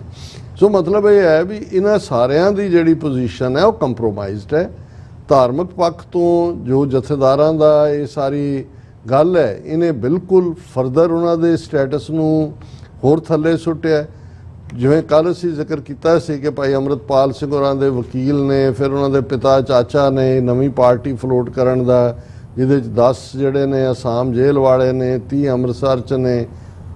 ਇਹ ਵੀ ਅਸੀਂ ਉਹਦੇ 'ਤੇ ਕੱਲ੍ਹ ਆਪਣਾ ਵਿਊ ਦੇ ਚੁੱਕੇ ਹਾਂ ਕਿ ਭਾਈ ਇਹਦੇ 'ਚੋਂ ਕੁਛ ਬਹੁਤਾ ਕੱਢਣ ਪਾਉਣ ਨੂੰ ਨਹੀਂ ਹੋਣਾ, ਕਿਉਂਕਿ ਉੱਥੋਂ ਦੇ ਸਿਸਟਮ ਦੇ ਵਿੱਚ ਉੱਥੋਂ ਦੀਆਂ ਧਿਰਾਂ ਜਾਂ ਪਾਰਟੀਆਂ ਜਾਂ ਦੂਜਿਆਂ ਦੇ ਨਾਲ ਜੁੜ ਕੇ ਤਾਂ ਕਿਹੜਾ ਜਸਟਿਸ, ਕਿਹੜਾ ਇਨਸਾਫ, ਕਿਹੜੀ ਇਕੁਆਲਿਟੀ ਔਰ ਕਿਹੜੀ ਸੋਵਰਨਿਟੀ ਤੇ ਕਿਹੜੀ ਬਾਦਸ਼ਾਹਤ ਕਰਨੀ ਹੈ, ਇਹੀ ਹਾਲ ਸਾਡੀਆਂ ਦੂਸਰੀਆਂ ਤਰ੍ਹਾਂ ਦਾ ਹੈ। ਚਲੋ ਬਹੁਤ ਚੰਗੀ ਗੱਲ ਹੈ, ਵਿਚਾਰ ਗੋਸ਼ਟੀਆਂ ਹੋ ਰਹੀਆਂ, ਡਿਸਕਸ ਹੋ ਰਿਹਾ ਹੈ, ਨਵੇਂ ਸੰਵਿਧਾਨ ਲਿਖਣ ਦੀ ਗੱਲ ਹੋ ਰਹੀ ਹੈ। ਕੋਈ ਕਹਿ ਰਿਹਾ ਸੀ ਲਿਖ ਦਿੱਤਾ ਸੀ ਜੀ ਕੋਵਿਡ ਦੇ ਵੇਲੇ, ਆਹ ਲਓ ਇਹਨੂੰ ਸੰਵਿਧਾਨ ਨੂੰ ਅਕਾਲੀ ਦਲ ਨੂੰ ਪੁਨਰ ਜੀਵਿਤ ਕਰ ਦਿਓ, ਜੀ ਉਹਦੇ ਮੂੰਹ 'ਚ ਜਿਹੜਾ ਮਰੇ ਦੇ ਵਿੱਚ ਜੇ ਕੋਈ ਪਾ ਦਿਓ ਬੂੰਦ ਕੇ ਉਹਦੇ ਜਿਹੜੀ ਆ ਉਹ ਦਿਲ ਧੜਕਣ ਲੱਗ ਜਾਏ। ਸੋ ਇਹ ਸਾਰਾ ਮੈਂ ਸਮਝਦਾ ਵੀ ਕਿਤੇ ਨਾ ਕਿਤੇ ਡਿਵੀਏਸ਼ਨਸ ਵੀ ਨੇ, ਡੀਮੋਰਲਾਈਜ਼ ਕਰਨਾ ਵੀ ਹੈ। ਔਰ ਜਿਹੜੀ ਸਪਾਰੀ ਬਾਦਲ ਕਿਆਂ ਨੇ ਫੜੀ ਸੀ ਕਿ ਅਕਾਲੀ ਦਲ ਨੂੰ ਮਾਰਨਾ ਹੈ, ਉਹ ਤਾਂ ਉਹਨਾਂ ਨੇ ਆਪਣਾ ਕੰਮ ਕਰ ਦਿੱਤਾ ਹੈ। ਹੁਣ ਇਸ ਗੈਪ ਦੇ ਵਿੱਚੋਂ ਅਗੇਨ ਜਿਹੜਾ ਐਸ਼ਿਸ ਤਾਂ ਬਣਿਆ ਹੋਇਆ, ਲੇਕਿਨ ਕੌਮੀ ਜਜ਼ਬਾ ਤਾਂ ਅਜੇ ਕੁਛ ਮਹੀਨੇ ਪਹਿਲਾਂ, 4 ਮਹੀਨੇ ਪਹਿਲਾਂ ਹੀ ਚੋਣਾਂ ਹੋਈਆਂ ਨੇ, ਉਹਦੇ 'ਚ ਨਜ਼ਰ ਆ ਗਿਆ, ਖਡੂਰ ਸਾਹਿਬ 'ਚ ਵੀ ਨਜ਼ਰ ਆ ਗਿਆ, ਔਰ ਜਿਹੜਾ ਫਰੀਦਕੋਟ 'ਚ ਵੀ ਨਜ਼ਰ ਆ ਗਿਆ। ਪਰ ਇੱਕ ਹੋਰ ਜਿਹੜਾ ਟ੍ਰੈਂਡ ਮੈਂ ਸਮਝਦਾ ਵੀ ਜੂਨ 84 ਤੋਂ ਬਾਅਦ ਜਿਹਨੇ ਸਾਡਾ ਨੁਕਸਾਨ ਕੀਤਾ, ਹੁਣ ਫੇਰ ਸ਼ੁਰੂ ਹੋਇਆ। ਅੱਜ ਹੀ ਇਹ ਗੱਲ ਵੀ ਹੋ ਰਹੀ ਸੀਗੀ ਕਿ ਭਾਈ ਸ਼ਹੀਦਾਂ ਦੇ ਪਰਿਵਾਰਾਂ ਨੂੰ ਕੋਈ ਇੱਥੇ ਵੀ ਨਿਕਲਿਆ ਕਿ ਜੀ ਉਹਨੂੰ ਸਿਰੋਂ ਪਾਓ, ਉਹਨੂੰ ਸਿਰੋਂ ਪਾਓ। ਪੰਜਾਬ 'ਚ ਵੀ ਆ ਗਿਆ, ਇੱਧਰ ਸਿਰੋਂ ਪਾਓ, ਉੱਧਰ ਸਿਰੋਂ ਪਾਓ, ਕਿਉਂਕਿ ਕਿਤੇ ਨਾ ਕਿਤੇ ਉਹ ਵੀ ਜਿਹੜੇ ਬਿਲਕੁਲ ਹੁਣ ਤੱਕ ਜਿਨ੍ਹਾਂ ਨੂੰ ਲੱਗਦਾ ਸੀ ਕਿ ਵੀ ਸਾਡਾ ਕੁਛ ਨਹੀਂ ਵਟਿਆ ਜਾਂਦਾ, ਸਰਬਜੀਤ ਸਿੰਘ ਦੀ ਜਿਹੜੀ ਚੋਣ ਹੈ ਫਰੀਦਕੋਟ ਤੋਂ, ਉਸ ਤੋਂ ਬਾਅਦ ਉਹਨਾਂ ਨੂੰ ਲੱਗਦਾ ਵੀ ਸਾਡੇ ਵੀ ਤਾਂ ਸ਼ਹੀਦ ਹੋਏ ਨੇ, ਅਸੀਂ ਕਿਉਂ ਨਹੀਂ ਲੀਡਰਸ਼ਿਪ ਰੋਲ 'ਚ ਆ ਸਕਦੇ। ਸੋ ਇਹ ਕਾਫੀ ਭੰਬਲ ਭੂਸਾ ਕਿਸਮ ਦਾ ਇਹ ਸਾਰਾ ਮਾਹੌਲ ਬਣਿਆ ਹੋਇਆ ਹੈ। ਅਸੀਂ ਦੇਖ ਰਹੇ ਹਾਂ ਵੀ ਅੱਡ-ਅੱਡ ਪਲੇਟਫਾਰਮਸ ਨੇ, ਇਹ ਨਹੀਂ ਹੈ ਸੂਝਵਾਨ ਸਿੱਖ ਲੱਗੇ ਹੋਏ ਨੇ ਵੀ ਕੁਛ ਨਾ ਕੁਛ, ਜਿਵੇਂ UK 'ਚ ਵੋਲਪਰਹੈਂਪਟਨ 'ਚ ਸਿੱਖ ਫੈਡਰੇਸ਼ਨ ਦੀ ਕਨਵੈਨਸ਼ਨ ਦੇ ਵੇਲੇ ਵੀ ਜਿਵੇਂ ਸਾਰੇ ਸਿੰਘ ਪੁਰਾਣੇ ਜਿਹੜੇ ਸੀ ਆਏ, ਇਕੱਠੇ ਹੋਏ। ਇਹ ਵੀ ਹੈ ਕਿ ਭਾਈ ਇੱਕ ਨੈਟਵਰਕਿੰਗ ਹੋਏ ਬਾਹਰਲੇ ਸਿੱਖਾਂ ਦੀ, ਸਿੱਖ ਫੈਡਰੇਸ਼ਨ ਦੇ ਥੱਲੇ ਇੱਕ ਏਜੰਡੇ ਤੇ ਕੰਮ ਹੋਏ। ਪੰਜਾਬ ਦੇ ਵਿੱਚ ਵੀ ਅਸੀਂ ਗੋਸ਼ਟੀਆਂ ਦਾ ਜ਼ਿਕਰ ਕੀਤਾ ਹੈ। ਹੁਣ ਵਰਲਡ ਸਿੱਖ ਪਾਰਲੀਮੈਂਟ ਜਿਹੜੀ 2015 ਦੇ ਸਰਬੱਤ ਖਾਲਸਾ ਦੇ ਮਤੇ ਰਾਹੀਂ ਸਾਹਮਣੇ ਆਈ, ਉਹਨਾਂ ਦਾ 5ਵਾਂ ਸੈਸ਼ਨ ਜਿਹੜਾ ਫਰੈਂਕਫਰਟ ਜਰਮਨੀ 'ਚ ਹੋਣ ਜਾ ਰਿਹਾ, ਉਸ ਦੇ ਵਿੱਚ ਵੀ ਜਿਹੜੇ ਨੇ ਵੱਡੀ ਗਿਣਤੀ ਦੇ ਵਿੱਚ ਡੈਲੀਗੇਟ ਦੁਨੀਆ ਭਰ 'ਚੋਂ ਆਉਣਗੇ। ਉਹਨਾਂ ਦਾ ਵੀ ਯਤਨ ਹੈ ਔਰ ਕਿ ਭਾਈ ਅਸੀਂ ਇੱਕ ਅੰਬਰੇਲਾ ਵਾਂਗ ਅੱਡ-ਅੱਡ ਧਿਰਾਂ ਜਿਹੜੀਆਂ ਨੇ ਉਹ ਇੱਕ ਅੰਬਰੇਲਾ ਥੱਲੇ ਆਉਣ ਔਰ ਉਸ 'ਚੋਂ ਅਸੀਂ ਆਪਣੀ ਪੋਲੀਟੀਕਲ ਸੋਵਰਨਟੀ ਦੇ ਗੋਲ ਨੂੰ ਅੱਗੇ ਤੋਰ ਸਕੀਏ।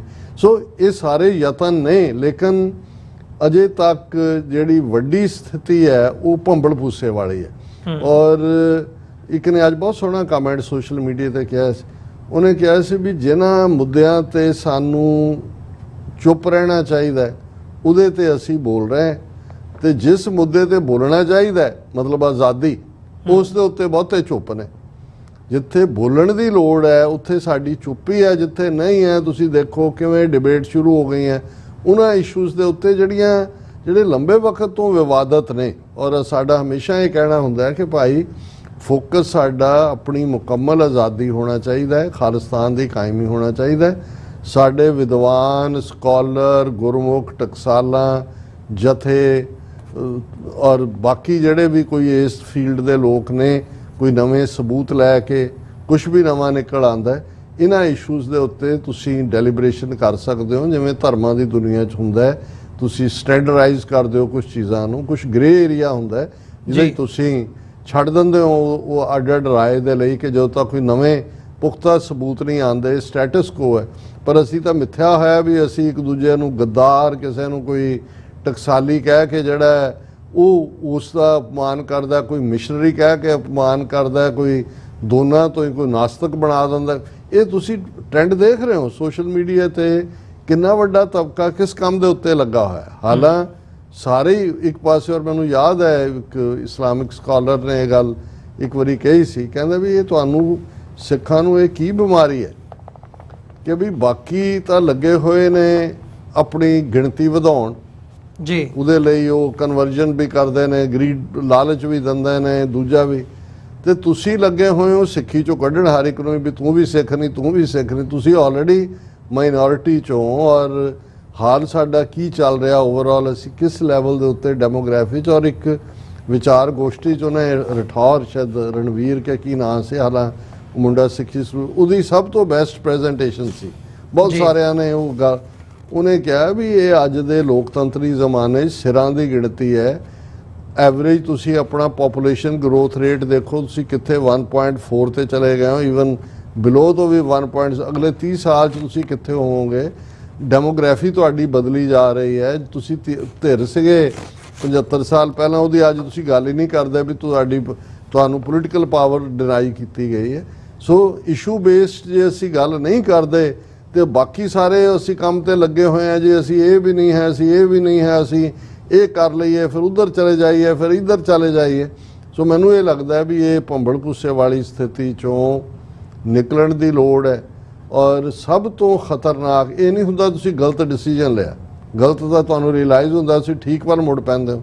ਜਦੋਂ ਭੰਬਲ ਭੁੱਸਾ ਹੁੰਦਾ ਹੈ, ਕਨਫਿਊਜ਼ਨ ਹੁੰਦਾ ਹੈ, ਉਹ ਸਭ ਤੋਂ ਖਤਰਨਾਕ ਸਟੇਟ ਆਫ ਮਾਈਂਡ ਹੁੰਦੀ ਹੈ। ਉਹ ਇੰਡੀਵਿਜੂਅਲਸ ਦੀ ਜ਼ਿੰਦਗੀ 'ਚ ਹੋਏ ਜਾਂ ਕੌਮਾਂ ਦੀ ਜ਼ਿੰਦਗੀ 'ਚ ਹੋਏ। ਜੀ ਡਾਕਟਰ ਸਾਹਿਬ, ਬਿਲਕੁਲ। ਸੋ ਸਮਾਪਤੀ ਕਰਨ ਤੋਂ ਪਹਿਲਾਂ ਸਾਡੇ ਜਿਹੜੇ ਵਿਊਅਰ ਸਾਡੇ ਨਾਲ ਜੁੜੇ ਹੋਏ ਨੇ ਉਹਨਾਂ ਦੇ ਮੈਸੇजेस ਵੀ ਲੈ ਲਈਏ। ਦਵਿੰਦਰ ਸੰਧੂ ਜੀ, ਸੁਖਜੀਵਨ ਬੱਚੂ ਜੀ, ਜਸਵੀਰ ਸਿੰਘ ਬਰਾੜ ਸਾਰੇ ਫਤਿਹ ਸਾਂਝੀ ਕਰਦੇ ਆ। ਡਾਕਟਰ ਅਮਰਜੀਤ ਸਿੰਘ ਤੇ ਵੀਰ ਅਮਰਵੀਰ ਸਿੰਘ, ਵਾਹਿਗੁਰੂ ਜੀ ਕਾ ਖਾਲਸਾ, ਵਾਹਿਗੁਰੂ ਜੀ ਕੀ ਫਤਿਹ ਜੀ। ਤੁਹਾਡਾ ਬਹੁਤ ਬਹੁਤ ਧੰਨਵਾਦ ਸਾਰੀ ਟੀਮ ਦਾ, ਤੁਸੀਂ ਜਾਣਕਾਰੀ ਦੇ ਰਹੇ ਹੋ ਸਾਨੂੰ ਰੋਜ਼। ਖਾਲਿਸਤਾਨ ਜ਼ਿੰਦਾਬਾਦ। ਮਨਦੀਪ ਬਾਜਵਾ, ਸੋਹਨ ਮਹੀਲ, ਬਲਵੰਤ ਸਿੰਘ, ਇੰਦਰਜੀਤ ਸਿੰਘ ਸੰਧੂ, ਜਸਵੀਰ ਸਿੰਘ ਬਰਾੜ, ਹਰਮਨ ਪੰਨੂ, ਰਾਜਨਪ੍ਰੀਤ ਸਿੰਘ, ਜਸਵੀਰ ਸਿੰਘ ਬਰਾੜ, ਹਰਦੀਪ ਸਿੰਘ, ਜਤਿੰਦਰ ਸਿੰਘ, ਸਾਰੇ ਜਿਹੜੇ ਹੈਗੇ ਆ ਉਹ ਫਤਿਹ ਸਾਂਝੀ ਕਰਦੇ ਆ। ਖਾਲਿਸਤਾਨ ਜ਼ਿੰਦਾਬਾਦ ਕਹਿੰਦੇ ਆ। ਵਾਹਿਗੁਰੂ ਜੀ ਕੀ ਫਤਿਹ ਜੀ। ਮੁਹੰਮਦ ਅੰਜੁਮ ਭਗਤ ਸਿੰਘ ਜ਼ਿੰਦਾਬਾਦ ਲਿਖਦੇ ਆ। ਜਸਕੀਰਤ ਸਿੰਘ ਫਤਿਹ ਸਾਂਝੀ ਕਰਦੇ ਆ। ਡਾਕਟਰ ਸਾਹਿਬ ਵਾਹਿਗੁਰੂ ਜੀ ਕਾ ਖਾਲਸਾ, ਵਾਹਿਗੁਰੂ ਜੀ ਕੀ ਫਤਿਹ ਜੀ। ਹਰਦੀਪ ਸਿੰਘ ਲਿਖਦੇ ਆ, ਡਾਕਟਰ ਸਾਹਿਬ 3 ਮੰਜ਼ਿਲਾਂ ਜੋੜਾਂ 'ਚ 3 ਮਿਜ਼ਾਈਲਾਂ ਜਾਰਡਨ 'ਚ ਗਿਰ ਗਈਆਂ ਸੀ, 2 ਬੰਦੇ ਮਾਰੇ ਗਏ ਜੀ। ਖਾਲਿਸਤਾਨ ਜ਼ਿੰਦਾਬਾਦ। ਹਰਦੀਪ ਸਿੰਘ ਜੀ ਬਹੁਤ ਬਹੁਤ ਸ਼ੁਕਰੀਆ, ਤੁਸੀਂ ਫਰਮ ਦਾ ਗਰਾਊਂਡ ਰਿਪੋਰਟ ਕੀਤਾ ਔਰ ਠੀਕ ਹੋਏਗਾ ਕਿਉਂਕਿ 180 ਦੇ ਕਰੀਬ ਮਿਸਾਈਲਾਂ ਦਾ ਜ਼ਿਕਰ ਇਜ਼ਰਾਈਲ ਨੇ ਕੀਤਾ ਔਰ ਜ਼ਰੂਰੀ ਨਹੀਂ ਹੁੰਦਾ ਸਾਰੀਆਂ ਟਾਰਗੇਟ ਤੇ ਜਾਣ। ਸੋ ਬਹੁਤ ਸ਼ੁਕਰੀਆ ਜਾਣਕਾਰੀ ਲਈ। ਤੇ ਮੁਹੰਮਦ ਅੰਜੁਮ ਜੀ ਲਿਖਦੇ ਆ ਕਿ ਮੇਰੀ ਡ੍ਰੀਮ ਹੈ ਕਿ ਭਗਤ ਸਿੰਘ ਦੀ ਫੋਟੋ ਹੋਵੇ ਖਾਲਿਸਤਾਨ ਦੀ ਨੋਟ ਦੀ ਕਰੰਸੀ ਦੇ ਉੱਤੇ। ਜੀ ਜੀ ਬਹੁਤ ਸ਼ੁਕਰੀਆ ਤੁਹਾਡੇ ਖਾਬ ਦੇ ਲਈ। ਤੇ ਕੰਬੈਟ ਐਕਸ ਲਿਖਦੇ ਆ 200 ਜਾਣੇ ਵੇਖ ਰਹੇ ਨੇ ਜੀ, ਸਾਰੇ ਜਾਣੇ ਲਾਈਕ ਕਰੋ। ਬਲੈਕੀਆ ਗੇਮਿੰਗ ਦੀ ਆਈਡੀ ਤੋਂ, ਮਸੀਨ ਦੀ ਆਈਡੀ ਤੋਂ, ਅਮਰਜੀਤ ਸੈਣੀ, ਪਰਮਿੰਦਰ ਸਿੰਘ ਜਿਹੜੇ ਨੇ ਸਾਰੇ ਫਤਿਹ ਸਾਂਝੀ ਕਰਦੇ ਆ। ਵਾਹਿਗੁਰੂ ਜੀ ਕਾ ਖਾਲਸਾ, ਵਾਹਿਗੁਰੂ ਜੀ ਕੀ ਫਤਿਹ ਜੀ। ਤੇ ਰਿਸ਼ੀ ਭਾਰਦਵਾਜ ਸਾਹਿਬ ਦੁਆਰਾ ਲਿਖਦੇ ਆ ਵਾਹਿਗੁਰੂ ਜੀ ਕਾ ਖਾਲਸਾ, ਵਾਹਿਗੁਰੂ ਜੀ ਕੀ ਫਤਿਹ। ਅਮਰਜੀਤ ਸਾਹਿਬ, there is no persecution of Sikhs in India in 2024. It is the Hindus who are persecuted in Afghanistan, Pakistan, Bangladesh and Kashmir. ਰਿਸ਼ੀ ਭਾਰਦਵਾਜ ਜੀ ਸ਼ੁਕਰੀਆ ਆਉਣ ਦੇ ਲਈ। ਮੇਰਾ ਖਿਆਲ ਹੈ ਵੀ ਤੁਹਾਨੂੰ ਵੀ ਪਤਾ ਹੈ ਵੀ ਤੁਸੀਂ ਕੀ ਕਹਿ ਰਹੇ ਹੋ, ਇਹਦੇ 'ਚ ਕੋਈ ਸ਼ੱਕ ਨਹੀਂ ਹੈ। ਅਫਗਾਨਿਸਤਾਨ, ਪਾਕਿਸਤਾਨ ਔਰ ਦੇ ਵਿੱਚ ਜਿਹੜੀਆਂ ਮਾਈਨੋਰਟੀਜ਼ ਨੇ ਉਹ ਮਾਈਨੋਰਟੀਜ਼ ਦੀ ਵਜ੍ਹਾ ਕਰਕੇ ਤਕਲੀਫ 'ਚੋਂ ਗੁਜ਼ਰਦੀਆਂ ਨੇ। ਲੇਕਿਨ ਜਿਸ ਬੰਗਲਾਦੇਸ਼ ਦੀ ਤੁਸੀਂ ਗੱਲ ਕਰਦੇ ਹੋ ਔਰ ਕਸ਼ਮੀਰ ਦੀ ਗੱਲ ਕਰਦੇ ਹੋ, ਬੰਗਲਾਦੇਸ਼ 'ਚ ਸ਼ੇਖ ਹਸੀਨਾ ਦੀ ਪਾਰਟੀ ਨਾਲ ਸੰਬੰਧਿਤ ਹੋਣ ਕਰਕੇ ਜ਼ਰੂਰ ਸ਼ੁਰੂ 'ਚ ਉਹਨਾਂ ਨੇ ਜਿਵੇਂ ਮੁਸਲਮਾਨਾਂ ਨੂੰ ਵੀ ਟਾਰਗੇਟ ਕੀਤਾ, ਉਹਨਾਂ ਨੂੰ ਵੀ ਕੀਤਾ। ਤੇ ਕਸ਼ਮੀਰ ਦੇ ਵਿੱਚ ਤਾਂ ਹੁਣ ਜੇ ਤੁਸੀਂ ਕਹਿੰਦੇ ਹੋ ਜੀ ਕਿ ਹਿੰਦੂ ਸਫਰ ਕਰ ਰਹੇ ਨੇ, ਇਹ ਇਸ ਤੋਂ ਵੱਡੀ ਹੋਰ ਕੀ ਸਟੇਟਮੈਂਟ ਅਦਰ ਵੇ ਅਰਾਊਂਡ ਹੋ ਸਕਦੀ ਹੈ। ਇਹ ਠੀਕ ਹੈ ਕਿ ਹਿਜਰਤ ਹੋਈ, ਉਹਦੀ ਵੀ ਤੁਸੀਂ ਬੈਕਗਰਾਊਂਡ ਦੇਖੋਗੇ ਤਾਂ ਜਗਮੋਹਨ ਗਵਰਨਰ ਸੀ, ਡੈਲੀਬਰੇਟਲੀ ਹਿਜਰਤ ਕਰਵਾਈ ਗਈ ਔਰ ਉਹਨਾਂ ਨੂੰ ਸਾਰੀਆਂ ਸਹੂਲਤਾਂ ਨੇ ਜਿੱਥੇ ਵੀ ਬੈਠੇ ਨੇ ਜਿਹੜੇ ਕਸ਼ਮੀਰੀ ਪੰਡਤ ਨੇ ਔਰ ਉੱਥੋਂ ਦੀਆਂ ਸਾਰੀਆਂ ਸਿਆਸੀ ਤਰ੍ਹਾਂ ਚਾਹੁੰਦੀਆਂ ਨੇ ਕਿ ਉਹ ਵਾਪਸ ਆ ਕੇ ਵਸਣ। ਲੇਕਿਨ ਸ਼ੁਕਰੀਆ ਫਿਰ ਵੀ ਕਿ ਤੁਸੀਂ ਘੱਟੋ ਘੱਟ ਪ੍ਰੋਗਰਾਮ ਨਾਲ ਜੁੜਦੇ ਹੋ ਔਰ ਆਪਣੇ ਵਿਚਾਰ ਵੀ ਦਿੰਦੇ ਹੋ। ਜੀ ਕਿਰਪਾਲ ਸਿੰਘ ਲਿਖਦੇ ਆ, ਖਾਲਿਸਤਾਨ ਇਹ ਸ਼ਬਦ ਹਰ ਗੁਰਸਿੱਖ ਅਤੇ ਪੂਰੀ ਸਿੱਖ ਕੌਮ ਦੀ ਹਰ ਤਾਰੀਖ, ਚਿੰਨ੍ਹ, ਨਿਸ਼ਾਨ, ਚਿੱਠੀ ਪੱਤਰ, ਹਰ ਗੁਰਦੁਆਰੇ, ਹਰ ਇਤਿਹਾਸਕ ਅਸਥਾਨ ਅਤੇ ਇਤਿਹਾਸਕ ਦਸਤਾਵੇਜ਼ ਤੇ ਹਰ ਸਿੱਖ ਦੇ ਦਿਲ ਤੇ ਪ੍ਰਚੰਡ ਰੂਪ ਵਿੱਚ ਉਕਰਿਆ ਹੋਣਾ ਚਾਹੀਦਾ ਹੈ। ਬਿਲਕੁਲ ਠੀਕ। ਖਾਲਿਸਤਾਨ ਦਿਲ ਤੇ ਹੀ ਉਕਰਿਆ ਜਾਏ ਤੇ ਸਾਰਿਆਂ ਦੇ ਆਪ ਹੀ ਆ ਜਾਏਗਾ।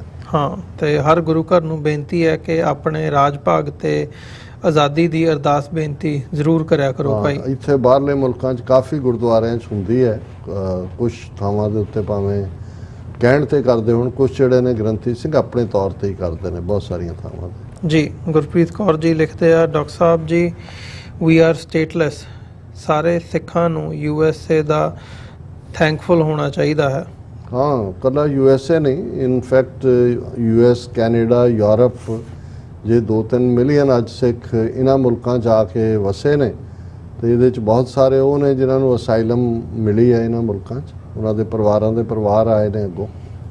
ਜੀ ਤੇ Sukhwinder Singh ji all about truth and ਸਿੱਖਿਜ਼ਮ, Satnam Aujla, Ranjit Singh ਸਾਰੇ ਫਤਿਹ ਸਾਂਝੀ ਕਰਦੇ ਆ। ਡਾਕਟਰ ਸਾਹਿਬ ਵੀਰ ਅਮਰਵੀਰ ਸਿੰਘ ਤੇ ਦੇਖਣ ਸੁਣਨ ਵਾਲਿਆਂ ਨੂੰ ਸਾਰਿਆਂ ਨੂੰ ਵਾਹਿਗੁਰੂ ਜੀ ਕਾ ਖਾਲਸਾ ਵਾਹਿਗੁਰੂ ਜੀ ਕੀ ਫਤਿਹ ਜੀ।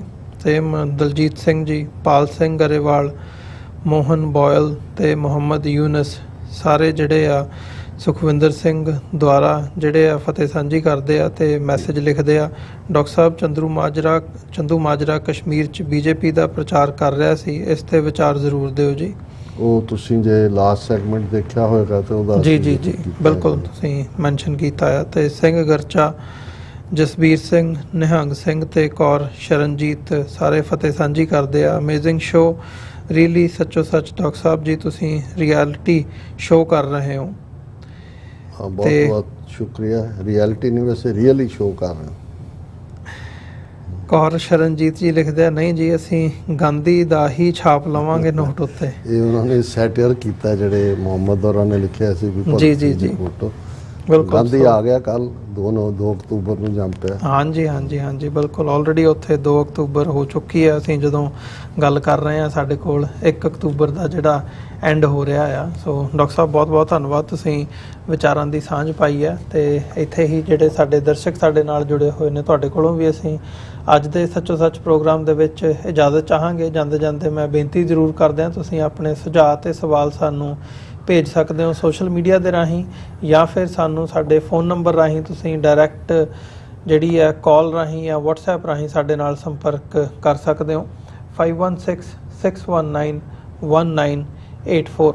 ਤੇ ਸਾਨੂੰ ਡੋਨੇਟ ਕਰਨ ਦੇ ਲਈ ਤੁਸੀਂ ਸਾਡੀ ਵੈਬਸਾਈਟ ਦੇ ਉੱਤੇ ਜਾ ਕੇ ਡੋਨੇਟ ਕਰ ਸਕਦੇ ਹੋ www.tv84.tv, ਜਾਂ ਫਿਰ TV84 ਦੇ ਨਾਂ ਦਾ ਚੈੱਕ ਬਣਾ ਕੇ ਤੁਸੀਂ ਸਾਨੂੰ ਸਾਡੇ ਐਡਰੈਸ ਦੇ ਉੱਤੇ ਮੇਲ ਕਰ ਸਕਦੇ ਹੋ 3601 37th ਐਵਨਿਊ, ਲੌਂਗ ਆਈਲੈਂਡ ਸਿਟੀ, ਨਿਊਯਾਰਕ 11101। ਇਹਨਾਂ ਹੀ ਸ਼ਬਦਾਂ ਦੇ ਨਾਲ ਵਿਊਅਰਸ ਅੱਜ ਦੇ ਇਸ ਪ੍ਰੋਗਰਾਮ ਦੇ ਵਿੱਚ ਇੱਥੇ ਹੀ ਇਜਾਜ਼ਤ ਚਾਹਾਂਗੇ ਤੁਹਾਡੇ ਕੋਲੋਂ। ਡਾਕਟਰ ਸਾਹਿਬ ਫਤਿਹ ਦੀ ਸਾਂਝ ਪਾਈਏ ਅੰਤ ਦੇ ਵਿੱਚ। ਵਾਹਿਗੁਰੂ ਜੀ ਕਾ ਖਾਲਸਾ, ਵਾਹਿਗੁਰੂ ਜੀ ਕੀ ਫਤਿਹ ਜੀ।